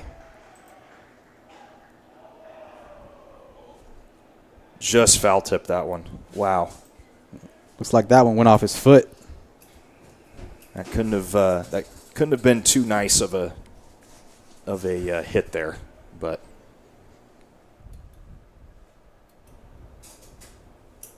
guess I'll just have to walk it off. I guess. To walk it off, yeah. I'm guessing it probably stung the way it hit, or it probably just I don't know how that felt. I've never been hit in the foot by a baseball before. Payoff pitch with 2 runners on. And inside, but it's strike 3, and that'll do it. Volusia County survives and wins 10-7 in a wild game. 17 total runs. Volusia has 3 more to get the win. And Volusia County can celebrate. Players out on the field, and what a great game this was for so many seniors hanging out with rivals and teammates. You know, we had Spruce Creek, a total of 9 players. Eustis had 6 players, so a great game nonetheless. Of course, this event all about spreading awareness and support of breast cancer, families and friends who all have been impacted in some kind of way. Final score here, 10-7. Conrad, final thoughts. Yeah, it was a great competition on both sides. We saw some great pitching, great batting, great defense. But as I said earlier, the defining moment in this game, you look at Lake County had that 5-run bottom of the 5th, and then Volusia County turned around in the top of the 6th and scored 5 runs of their own to take back control of the game and make it what it was at the time, 10-6. And I think you know, like you said, we saw a very one-sided game last week where one team figured out how to handle the pitching changes every inning and one team could not. But I was very impressed with tonight. We saw, as I said, a little everything between pitching, defense, and the bats getting hot. And I think whoever on each of our 2 rosters of Volusia or Lake County, if whoever needed that last little bit of film to maybe have a team reach out to them to get maybe a scholarship or at least a look to have a new home after high school, I think I can say confidently that a lot of guys got enough film tonight. Best of luck to everyone. Thank you to everyone who put this event on, the Cure All-Star Baseball Game. That'll do it for our doubleheader, if you will, for Cure All-Star Baseball Games. We'll have a softball game coming up in just a few weeks. That'll do it here from the historic Sanford Memorial Stadium. Volusia County gets the 10-7 win, survives in a shootout here on a historical field. That'll do it. Jared Oliver, Conrad Volsch, Berkeley Mezzanotte here on the call. Well, take care and have a good night.